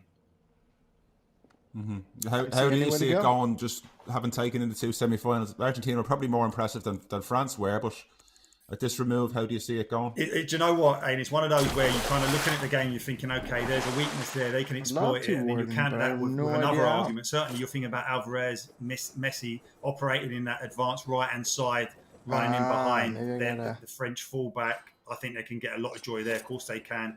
Whoever gets control of that midfield, how influential will Griezmann be? If they get crosses into the box, Giroud will cause the Argentinians centre-halves problems. I genuinely believe that. And I've looked at that kind of defensive unit at the beginning of this tournament, despite the fact they came into this competition with 36 games unbeaten. I still looked at Otamendi, Tagliafico, and just thought, could you win a World Cup with those defenders? But the reality is that I'm probably judging them more on their club football as opposed to when you put on that national shirt. Now, I should know that more than anyone, is that when you put on your country's shirt, it does elevate you to another level, and they have been able to be good and look reasonably sound in a way that they never do in club football. So perhaps they'll see it through, but I don't know. This game could go either way. It really could. Listen, in terms of what would be interesting, Aidan, they're not sure if they get. I'm not sure if it's been delegated to Mbappé yet. The second goal in terms of the assist, they were kind of making the decision whether they give it to him. If they do, that means he's got 5 goals, 3 assists, exactly the same as Messi. So that head-to-head is built perfectly for this game. And I think in terms of the World Cup and what you're talking about, I've always believed that Messi is the greatest footballer of all time. But the argument that kind of like counters that every time against me is that he ain't won the World Cup. And you talk about the iconic players who have Maradona, Pele, those type of games. You have to win the World Cup, and I think he'll be judged by that. So if he could do that, and then you're talking about someone at 35 coming to the end of his career, up against the heir apparent at 23 years of age, could potentially have 2 World Cup medals at 23. It's just unthinkable, isn't it? So it really is. I mean, this World Cup's been great. It has, in terms of, it's been unique in terms of the fact that we're watching the World Cup in December. But I think it has, in terms of a spectacle, in terms of all the shock results, the supporters, the colour we've seen, Morocco, those type of guys getting so deep in the competition. I think it's going to be a fitting final between these two teams. There we go.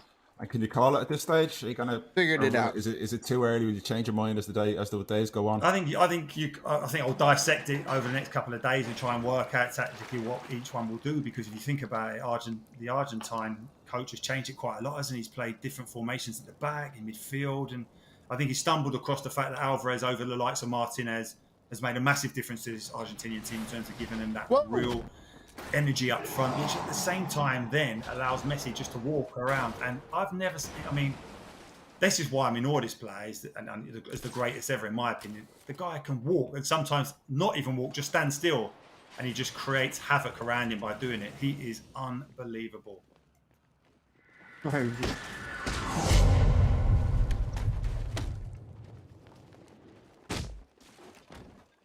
Dan, obviously there's been various controversies, to put it mildly, about Qatar hosting the World Cup, but other than the host nation doing better than they did, having 2 of PSG's stars in the final probably couldn't have worked out a great deal better for the home nation.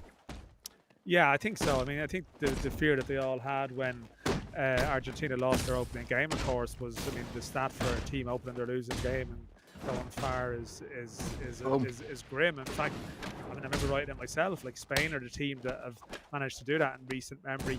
They were an exceptional side, and they did it. And I sort of didn't think that Argentina could be classified as an exceptional side. Now maybe it's just that there isn't any exceptional teams around at the moment, and it was possible to do that. Or maybe it's just a stat that means nothing, you know, like, and it's just one of these things, like, you know, trends can sometimes exist. Sometimes they mean something, sometimes they don't, you know. And yeah, for the organizers here, Argentina and Morocco would have been noisier, certainly. But I think in that sort of sense of they want the eyes of the world on this global match that sort of stirs the senses, you know, Mbappé against Messi, both of whom, of course, are on the books of a club that Qatar own, basically. So, I mean, there's obviously good angles to that from their perspective. But it's a genuine heavyweight clash, you know, like in the traditional sense of the word. The semi-finals weren't heavyweights, even though that's, you know, disrespectful to the achievements of Morocco and Croatia. Underestimates them, but we probably have this image in our own mind of these heavyweight sort of clashes that you see on computer games that people set up, you know, Argentina v France. Like, these games don't happen often. Two teams, like, you know, one team from different confederations, you know, like different continents, different parts of the world. It's a classic World Cup final.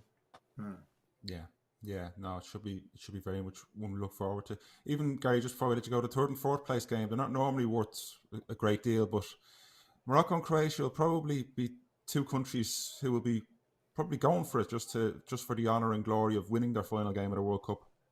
Oh yeah, without a doubt, and the kind of passion that they have playing for their countries, and hopefully, at World Cup, I mean, it's deflating being in that third game. No doubt about it. I know we're talking third about place game. Croatia being at the last final, but I mean, to what they've done with that, virtually a lot to be proud about. The same team, an aging team, it's still remarkable. You think about Modric at 37, it's amazing. But I think they'll be going. I think so often the disappointment must be so great. I mean, it's disappointing to leave the World Cup at any stage, but to lose the semi-final must be gut-wrenching. But I'm sure both teams will be up for it. Just it'd be interesting to see just how many players are fit and available for it, because, as Dan said, the Moroccan defensive unit was just decimated today, wasn't it? One player pulls out just before the game starts.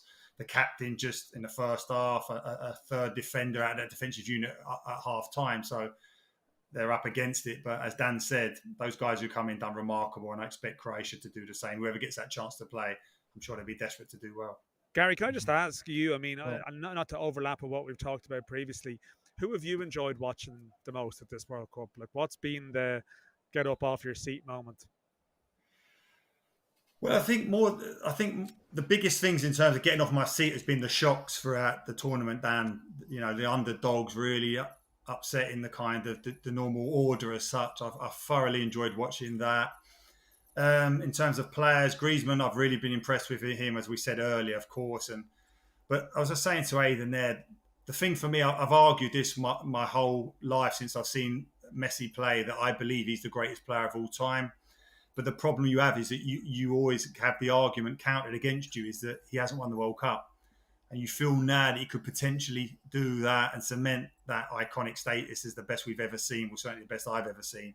So it does have a fitting kind of ring to it. But at the same time, then, as he's coming towards the end of his career, you've got the new heir apparent in Mbappé, who could potentially have 2 World Cup medals at 23. It's incredible. So I've really enjoyed this World Cup. I felt going into it, the build-up wasn't long enough to really get excited about it.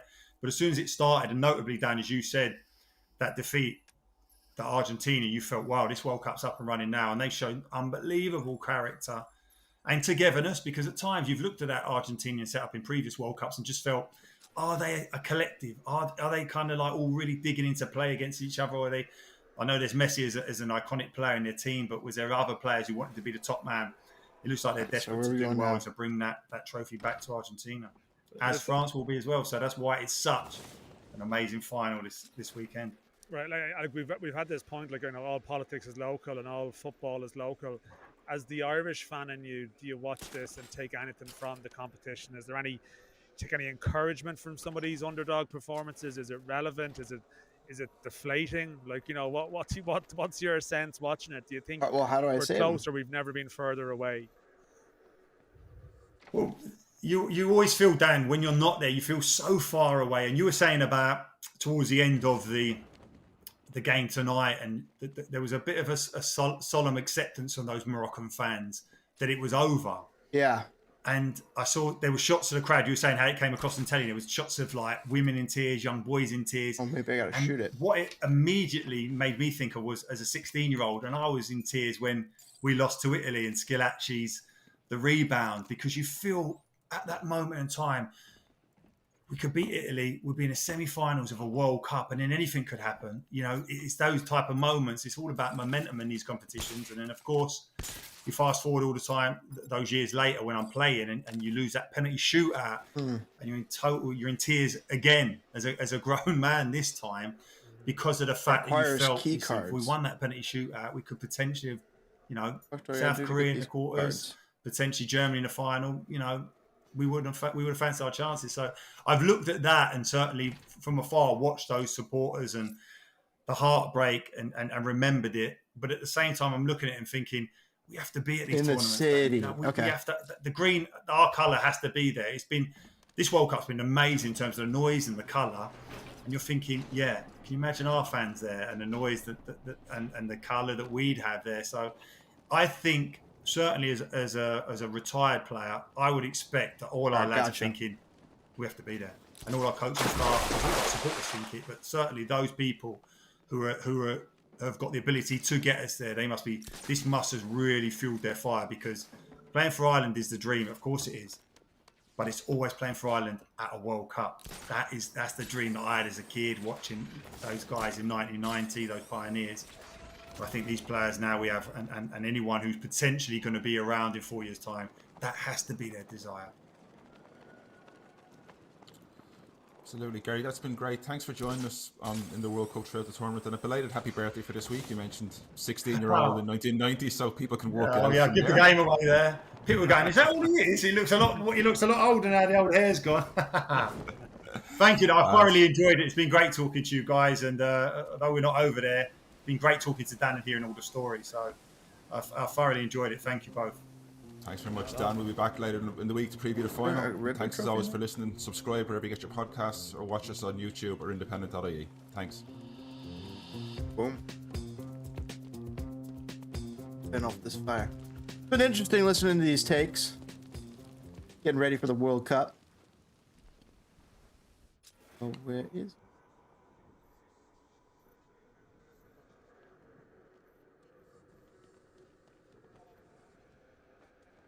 That.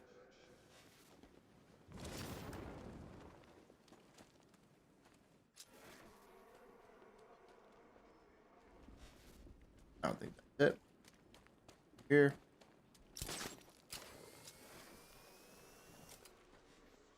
Ooh, hello. Somebody over here. Good. Whoa.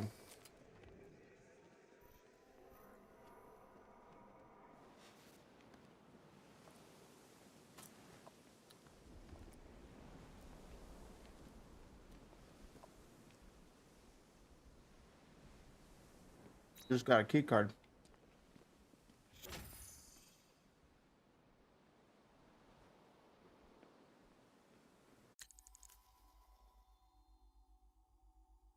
All right, let's continue the World Cup. ESPN FC on ESPN Plus is presented by the all-new Honda CR-V Hybrid. France, of course, looking to make it 2 in a row. The first side to achieve that since 1962, when Brazil won it back-to-back. Messi against Mbappé. Shaka, this is the final that we wanted, isn't it? Yes. Yeah, it is. I think in some ways, certainly given the knockout stages, best two teams without question. I think Argentina had their best game yesterday and come into this arguably in the better form. And the storylines, just from never mind who you support, just the storylines between these two, Messi and what would probably be his last World Cup, and then France trying to do what hasn't been done in 60 years, killing Mbappé, threatening to be the heir to Pele, who was a part of that Brazil team that repeated 60 years ago. There's just so many ways this game can be spun, can be looked at, so many ways history is taking shape. 3 weeks is a long time for a goalkeeper, isn't it? Inside that head. Argentina are two of the best teams now. I mean, 3 weeks ago he couldn't wait to get. 3 weeks ago, he couldn't wait to dump them 3 weeks ago. If he'd only just stayed his ground, unlike Novakovic, if he'd only stayed his ground, he'd have been looking now like a right smug sod, having picked Argentina possibly. Messi said yesterday, didn't he, that the defeat against Saudi Arabia helped them. It kind of brought them together. Did you buy that? Well, now, yeah. I kind of know what he means in a sense, not that I'm on his wavelength with thinking. Right. Certainly not in the football field. I know what he means, but it also meant the next game was at Mexico, I believe. Yeah. Yes. Just was out of the stratosphere. You know, lose, bye-bye, and that focuses the mind. Maybe that's what he's talking about, that focuses the mind. Certainly probably did his, maybe his teammates. It's not, look, when he painted it up, him and Scaloni, they said, let's lose the first one. Right, yes. That'll focus the mind, because they're getting... Then Shaka will get off our back. Yes, that's the key right there. They're getting a little bit slack this lot, so we'll get popped by Saudi Arabia. No, but yeah, I mean, it's not the way they wanted to start. But I do agree, you know, I heard you talking about it yesterday, I think. Yeah, Croatia, all the possession, but it's the most dangerous Argentina have looked on a continuous basis, particularly after the first 25 minutes or so. And, you know, Guardiola's been brilliant, but he got a little toast of Lionel Messi in that second half, didn't he? How are you feeling, Jules?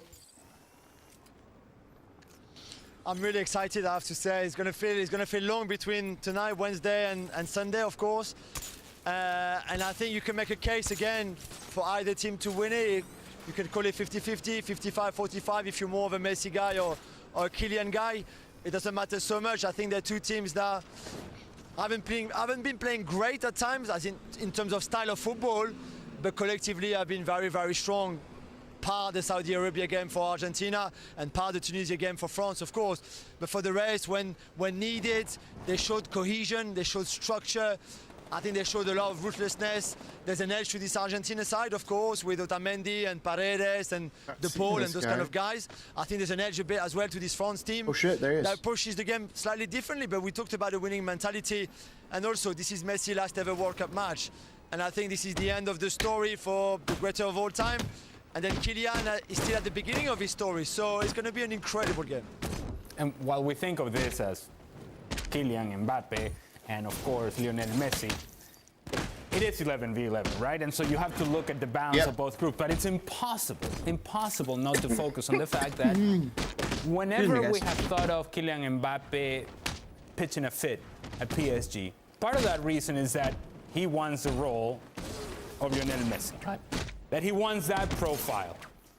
And while they are teammates and while they will see each other once again in the locker room, I cannot help to think that Lionel Messi is just that opportunity. If he needs to hang on from some sort of motivation, some sort of edge, which we have seen Messi with an edge, and I love me some Messi with an edge, it is that I'm still here. And while I'm here, I'm the best.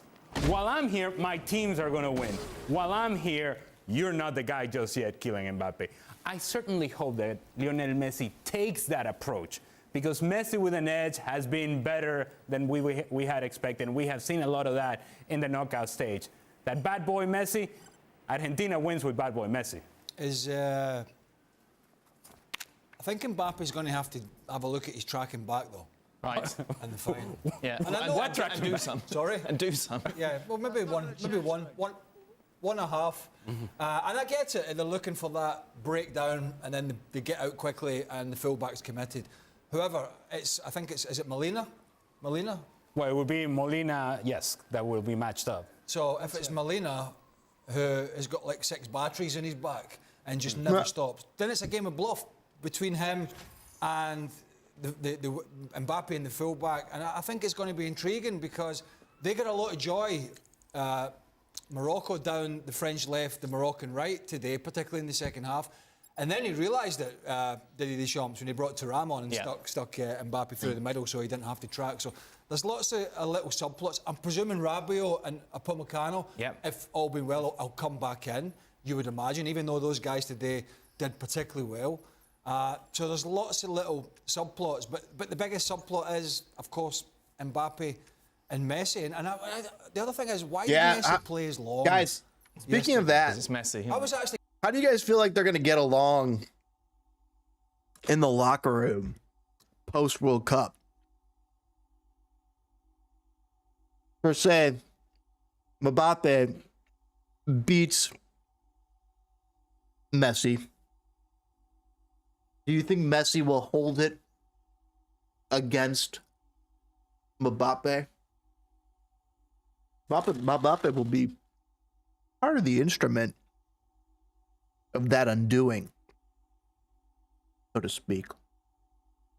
So I wonder how they're going to be able to remain teammates after this. Right. Getting worried from myself, and I don't really bother too much, but I thought if he does his hamstring with 10 minutes to go, and misses the final when the game's 3-0 done and dusted, I was like, oh, that's a bit of a risk. Frank, it's a proper match, isn't it? Yeah, it is. It's a dream, I would say, you know, and it's a proper match, isn't it? Things, and it is. France win. I cannot it's avoid the fact that having Messi for his last World Cup, you know, winning it will be a fairy tale, and I think the world wants that. According to what we see in all medias around the world, and it's a nice end of era for Lionel Messi. For the game, for what we're going to see in Paris Saint-Germain, I think it would have been Neymar. It would have been a different, you know, way of thinking from Mbappé. I think Mbappé is ready to accept the fact that Lionel Messi is still there and is still the best player in the world, according to what people think, and that him winning the World Cup shouldn't be a problem in the dressing room. Now there is a game to play. I think Argentina are favorites. But we know the mentality of the French players, and they showed again today that without playing well, they're able to win. So that's the tool for them. Let's take a look at how the bookies have this set, actually, to see who the favourites actually are. Frank said that he thought it would be Argentina. In fact... France got to be in it. It is France, who are just... Look, as Jules mentioned, this is it's going to be a 50-50 sort of tie. We may as well get some predictions, shall we? Here we go. Why not? Right then, let's start with him. Mr. Shaka Hislop. I think Argentina wins this. I see Argentina's favourites. And I'm basing that on their respective semi-final ties. I thought Argentina have grown through this tournament and have saved their best performances for these latter stages. Every German clear out. Makes our lives a little easier. At times, I think France struggled a little bit again, or didn't look as comfortable as you would think against England. I thought that they were pretty comfortable for most of it against Morocco, but still, maybe it was the early goal, so they didn't really need to do an awful lot from there on in. But Argentina shared this, and I think they get the win. I'm going to go 1-0 Argentina. Look at that. That guy was right on top of me. Shaka, did you think it was a penalty, by the way, in the Morocco? No. There's all sorts of stuff here. Interesting.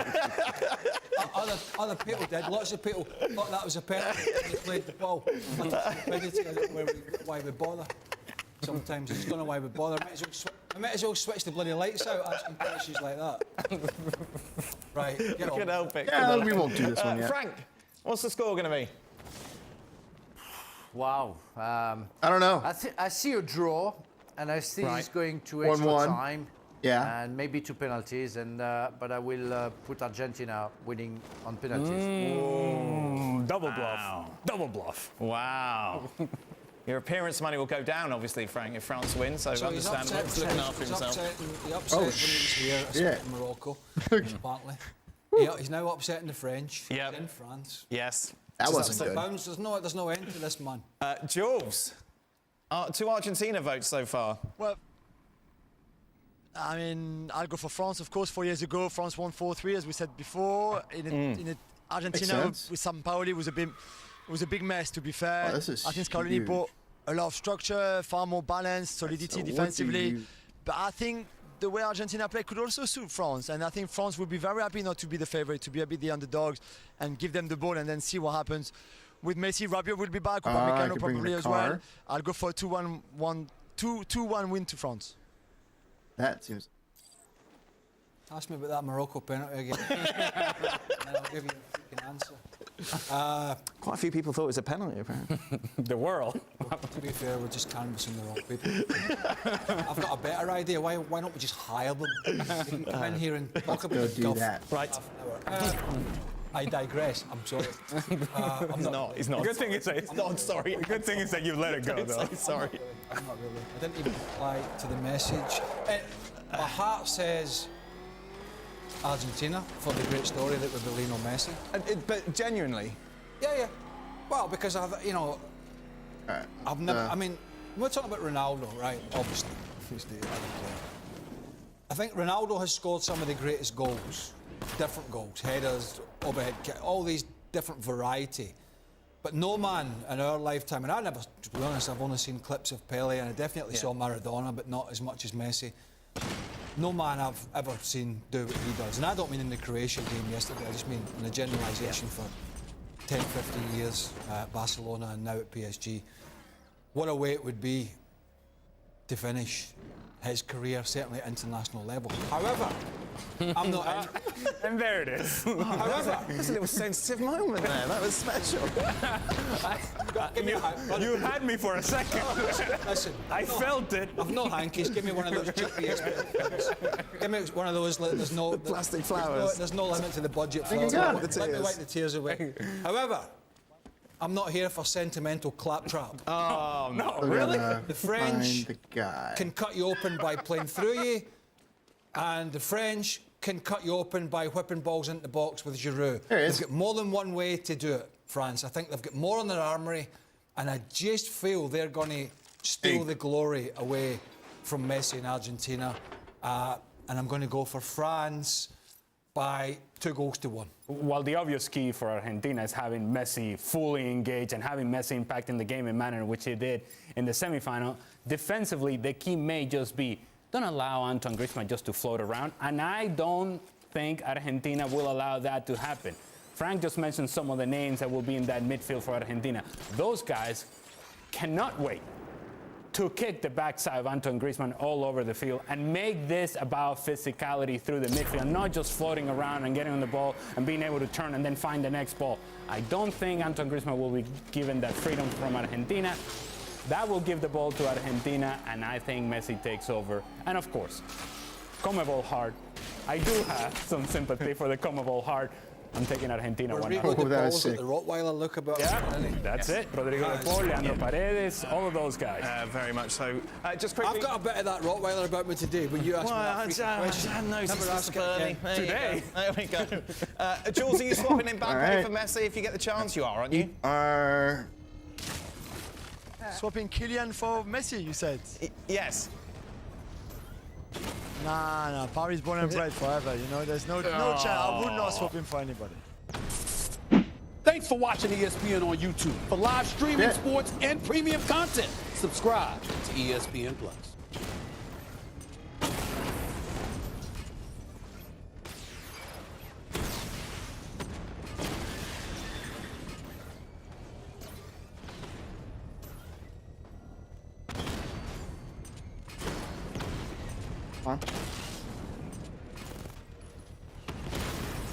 Come on. Clear him out. Woo.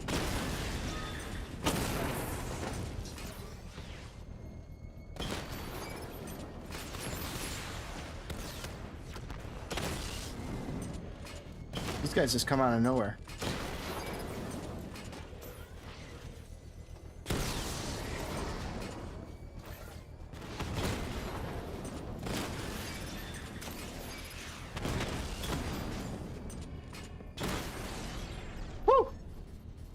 And those guys are a load. All right, so we Gotta finish the upload.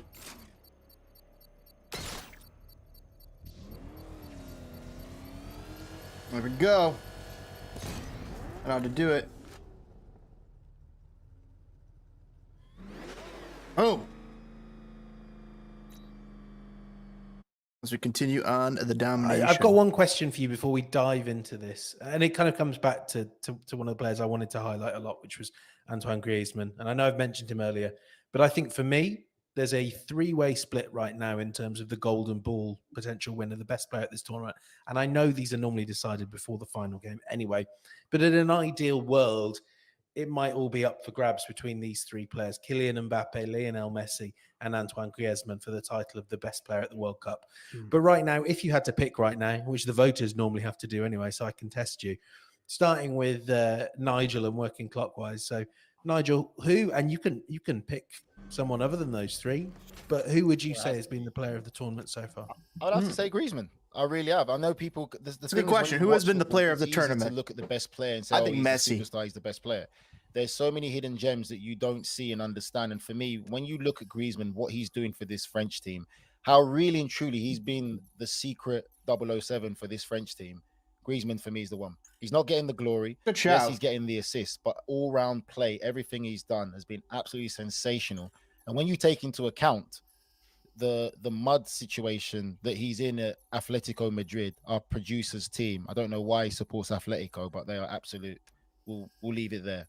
But he's going through a tough time there. To come into a World Cup with that mindset and performing like this, it's sensational. And I'm only speaking from a player's perspective of being in that environment and situation. No, so let's finish the one I was working on. I'm surprised, Nigel. One, your position, you didn't rate Tchouaméni higher than that. I mean, he's been Tchouaméni's been but the difference is Tchouaméni's young, he's sensational, he's playing at Real Madrid, he's $100 million kid, he's performing at Real Madrid.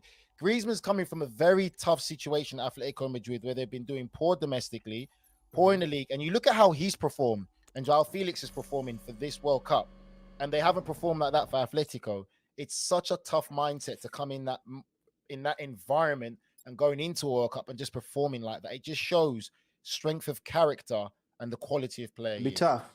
Yeah, but I'm disappointed in you. You just slapping your position for fun. I think Lionel Messi is who the media are going to be putting forward for Golden Ball. I don't think he is the best player of the tournament right now, but I think just with the stats and him carrying all this pressure and the weight of a country and the weight of Diego Maradona trying to be the greatest Argentine player of all time, but also the greatest player of all time to have that World Cup trophy. I think that's what's going to push the media to say it's easy. It's Messi. But if France do win the title, I think Mbappé gets the Golden Ball. Not so much because of his performances every game. I mean, he's shown obviously his phenomenal quality, but I think it's just because of how he's been able to change the game and force teams to play differently, force teams to defend him with 3 or 4, as you saw today. Morocco had 4 players around him, and that's why his deflected shot was easy for a tap in. But I just think with his ability, he's such a special player that he's shown enough to say he's the best player on that team. Yeah. He's the best player on the field, especially if he has a memorable moment in that final that is a game-changing and gives France the title. I think Mbappe gets the Golden Ball for me. Yeah, I agree with Charlie that I think that Messi and Mbappe are probably, the 2 most narrative-rich players to look at in terms of the award. But I agree with Nigel. The thing is, Griezmann, would many people have sat up and taken notice of how he's been performing if he hadn't got that pair of assists against England? You could perhaps debate it, but the fact is he was already leading the tournament in terms of chances created coming out of the group stage. And that included one, defeat for France in the game where Griezmann started on the bench anyway. So I think, really, if we're really breaking it all down in terms of, what an achievement it is to have Griezmann performing at this level and even being in the conversation, with Mbappe and Messi, I think is a huge achievement. But for me, I don't think that France get to this final, without Griezmann being in the form he's in. That's why I would place him just slightly higher than Mbappe in terms of his importance for France. I agree with Charlie that, Mbappe has been, crucial, but I don't know. It just feels for me like Messi is almost doing the role of Mbappé and Griezmann for Argentina, whereas you've got one of each, for France. And I think that's why, France will now be such a threat for Argentina in this final. But if you were asking me just personally to pick the best player, and I had to pick before the final, then I'd go for Griezmann. Yeah, I'm going to side with my House of Champions family on this one. Charlie. Yeah. Oh my God. Hi, Charlie. The man's got 5 goals. No, I'm not going to side with my House of Champions family. Jude Bellingham. Who cares? Let's give it Jude Bellingham.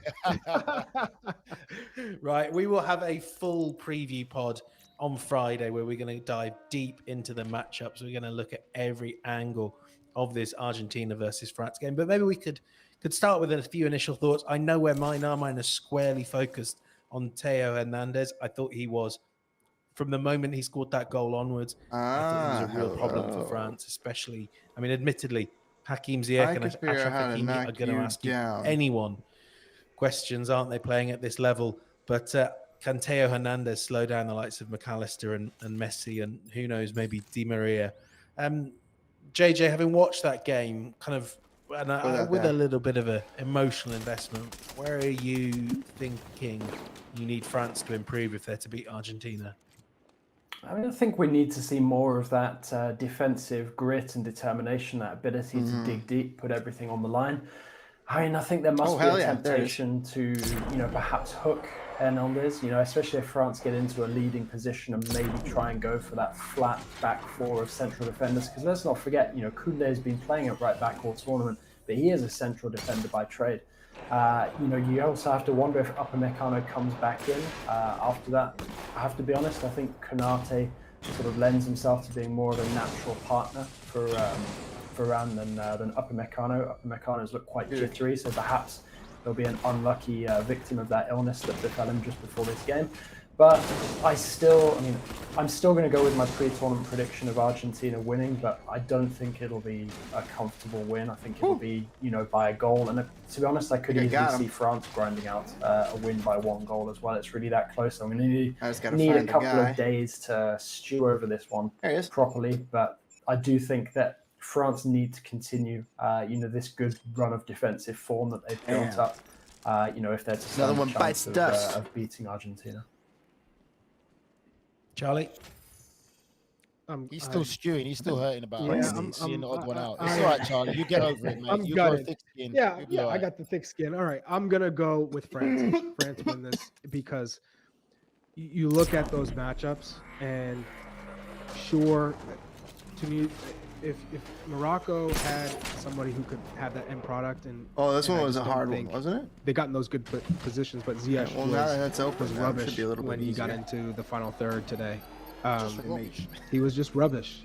I thought you might like that, but I think Argentina gives too many opportunities away, especially the space, and they allow those 1v1 situations where Croatia might not hurt you with that pace. Ivan Perisic can on the side and create those mismatches, especially in crosses situations. With Dembele and Mbappe, it's a different proposition.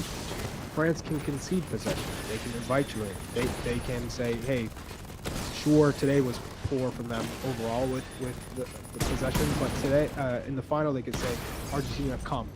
We will handle. We'll mark Messi. We'll do our due diligence, and then on the counter we will hit you. And in this World Cup, all you need is that one chance, and France will win this game 1-0. So for me, it's going to be the French that raise that trophy.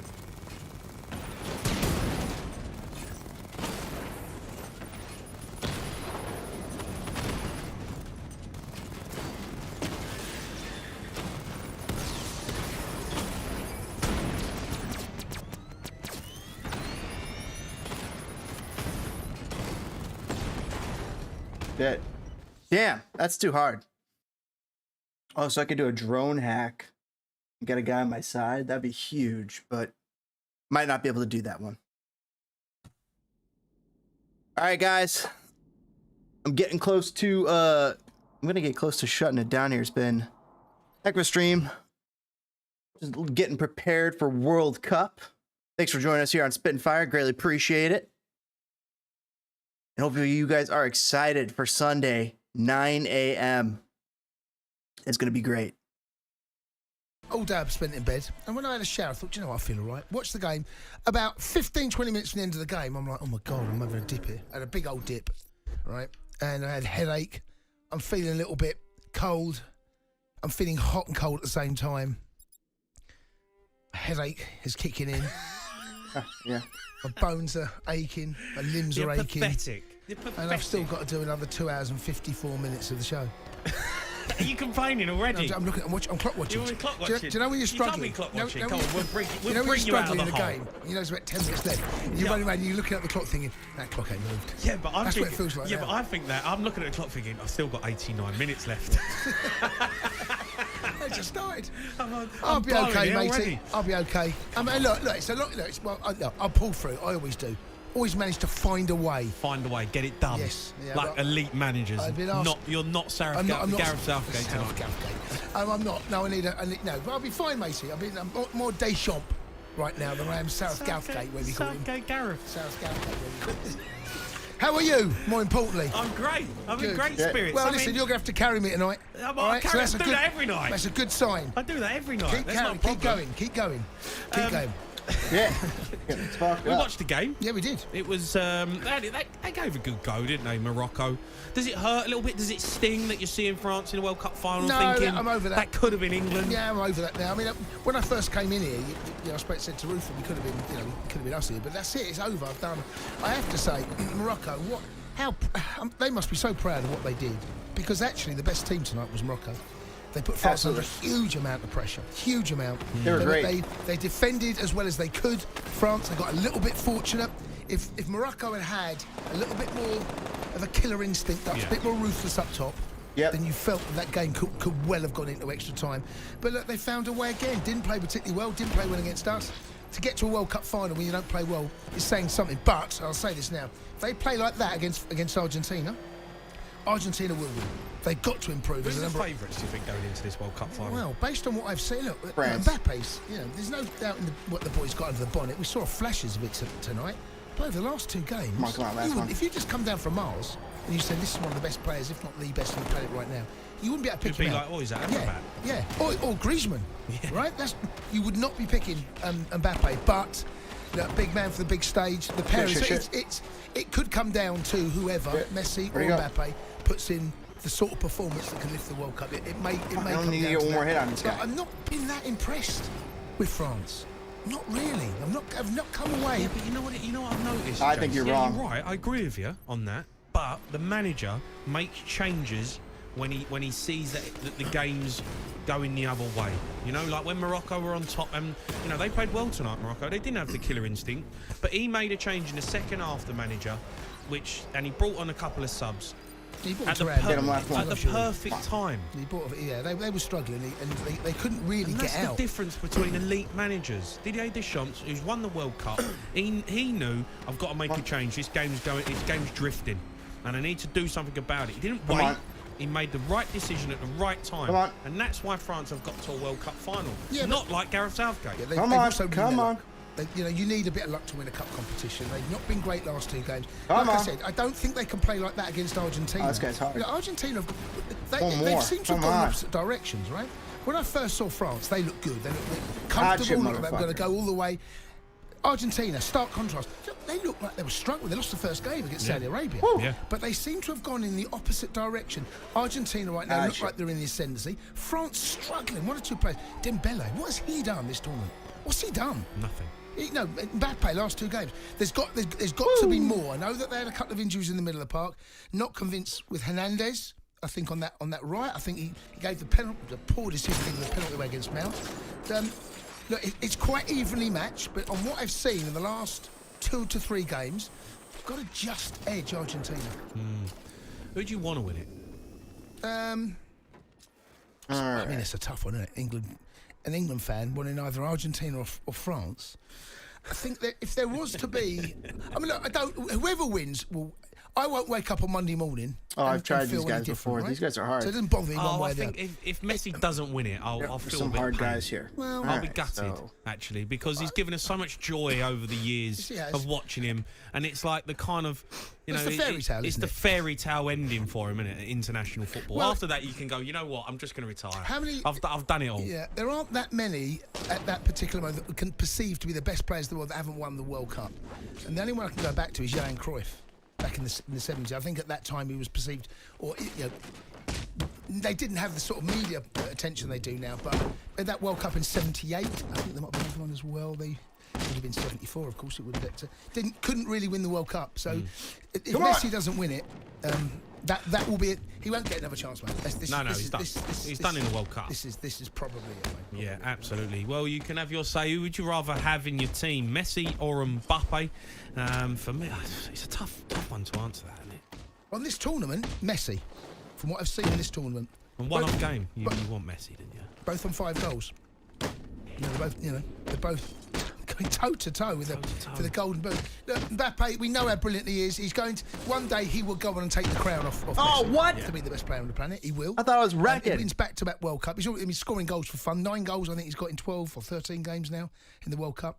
It's ridiculous. Yes, I mean he's not even 20. Is he 23? I think he's 23. Mbappe's 23 years old. He's got he could go on and God knows how many goals he could end up. He could end up getting by the time he retires. Oh, he's going to be incredible. It all comes down at 3 o'clock on Saturday, mate. It's so true. He's got to do more. There's got to be bigger and better performances. Some of those French players, if they're going to overcome what's been improving Argentina. Cundy, just on the players in the World Cup who've been standout performers. There's been loads of them. Been some fantastic players. If you're a Chelsea man, we know that you're coming back. You're going to need some players. It's been a lot of fun. Thanks for hanging out today. Who would stick out for you? But Can't wait till the final, says Angus. I can't wait either. Look at the lad called Oliver Giroud. It was a blast hanging out. Thanks for hanging out on my. Quite like him. He does all right, doesn't he? Survive. My God, I mean, sorry for the low energy. If he was blessed with pace, he would be one of the best players today. It's a bit like Kane as well, isn't it? They're very similar in sense. Cruising today. Kane's a goalkeeper. Giroud is not. His goal scoring record isn't particularly great, but we feeling good, feeling ready. And holds the ball up, brings players around him, and the reason they can afford that Griezmann can play in that position like the 10 because Giroud stays high. Kane doesn't. Kane drops. Let us know who's going to win, guys. Who's going to score goals? The way he plays for England, because he likes to drop in that little 10 area. And who's going to win? Doesn't he? Yeah. So two very different kind of styles of playing centre forward, but Giroud's been brilliant, mate. I mean, the boy Alvarez as well. Yeah, Giroud's got to continue playing. Hopefully that knee injury doesn't amount to anything. He looked like he was messing around with his leg there in the middle of the match. It's ridiculous. Oh my gosh. It's ridiculous. Thanks, James. Take care. Drink lots of H2O. Now going back to the Premier League, a standout performer in the World Cup who would improve your side. There's always one. I mean, who's been the greatest World Cup signing? Because there's always been a few. Do you remember a lad? He went from Monaco. Which World Cup was it? It might have been 14.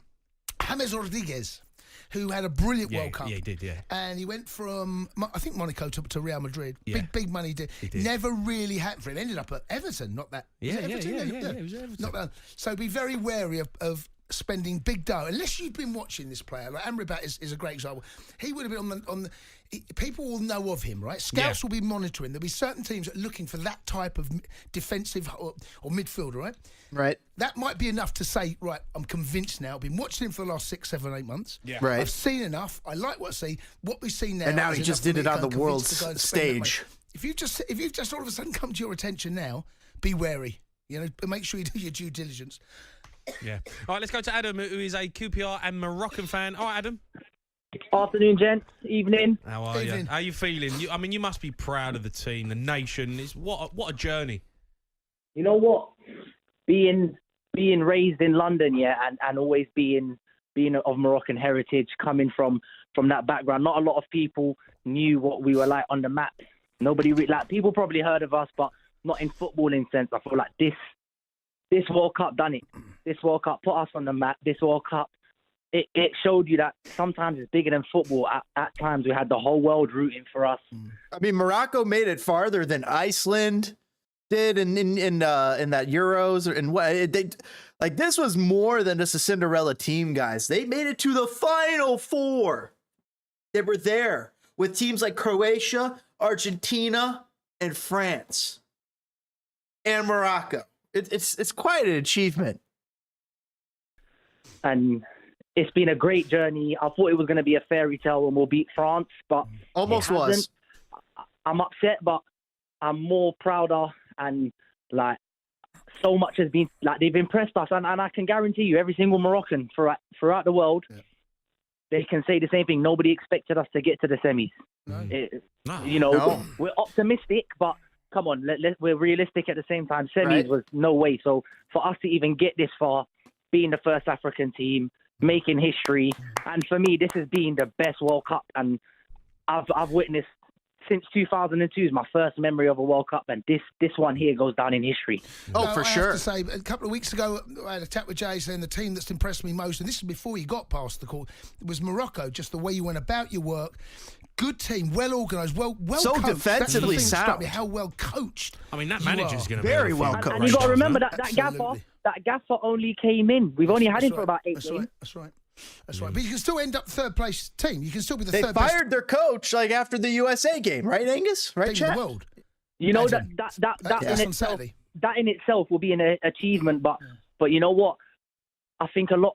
I don't even want to be biased, but I think a lot of our players put themselves on the map, and they've put themselves. I think a lot of teams like Angers, who Unahi and Bufal play for, I think they'll be sweating now because some of the performances that these lads have done. If they weren't known before, or you were like a football manager fan or something, and you never knew about these guys, you definitely do now.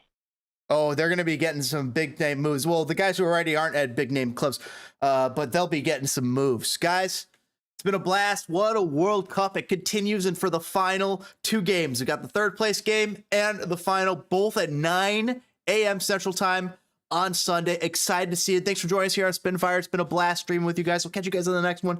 Fire it up, footballers. Have a great one. Woo! Bye-bye.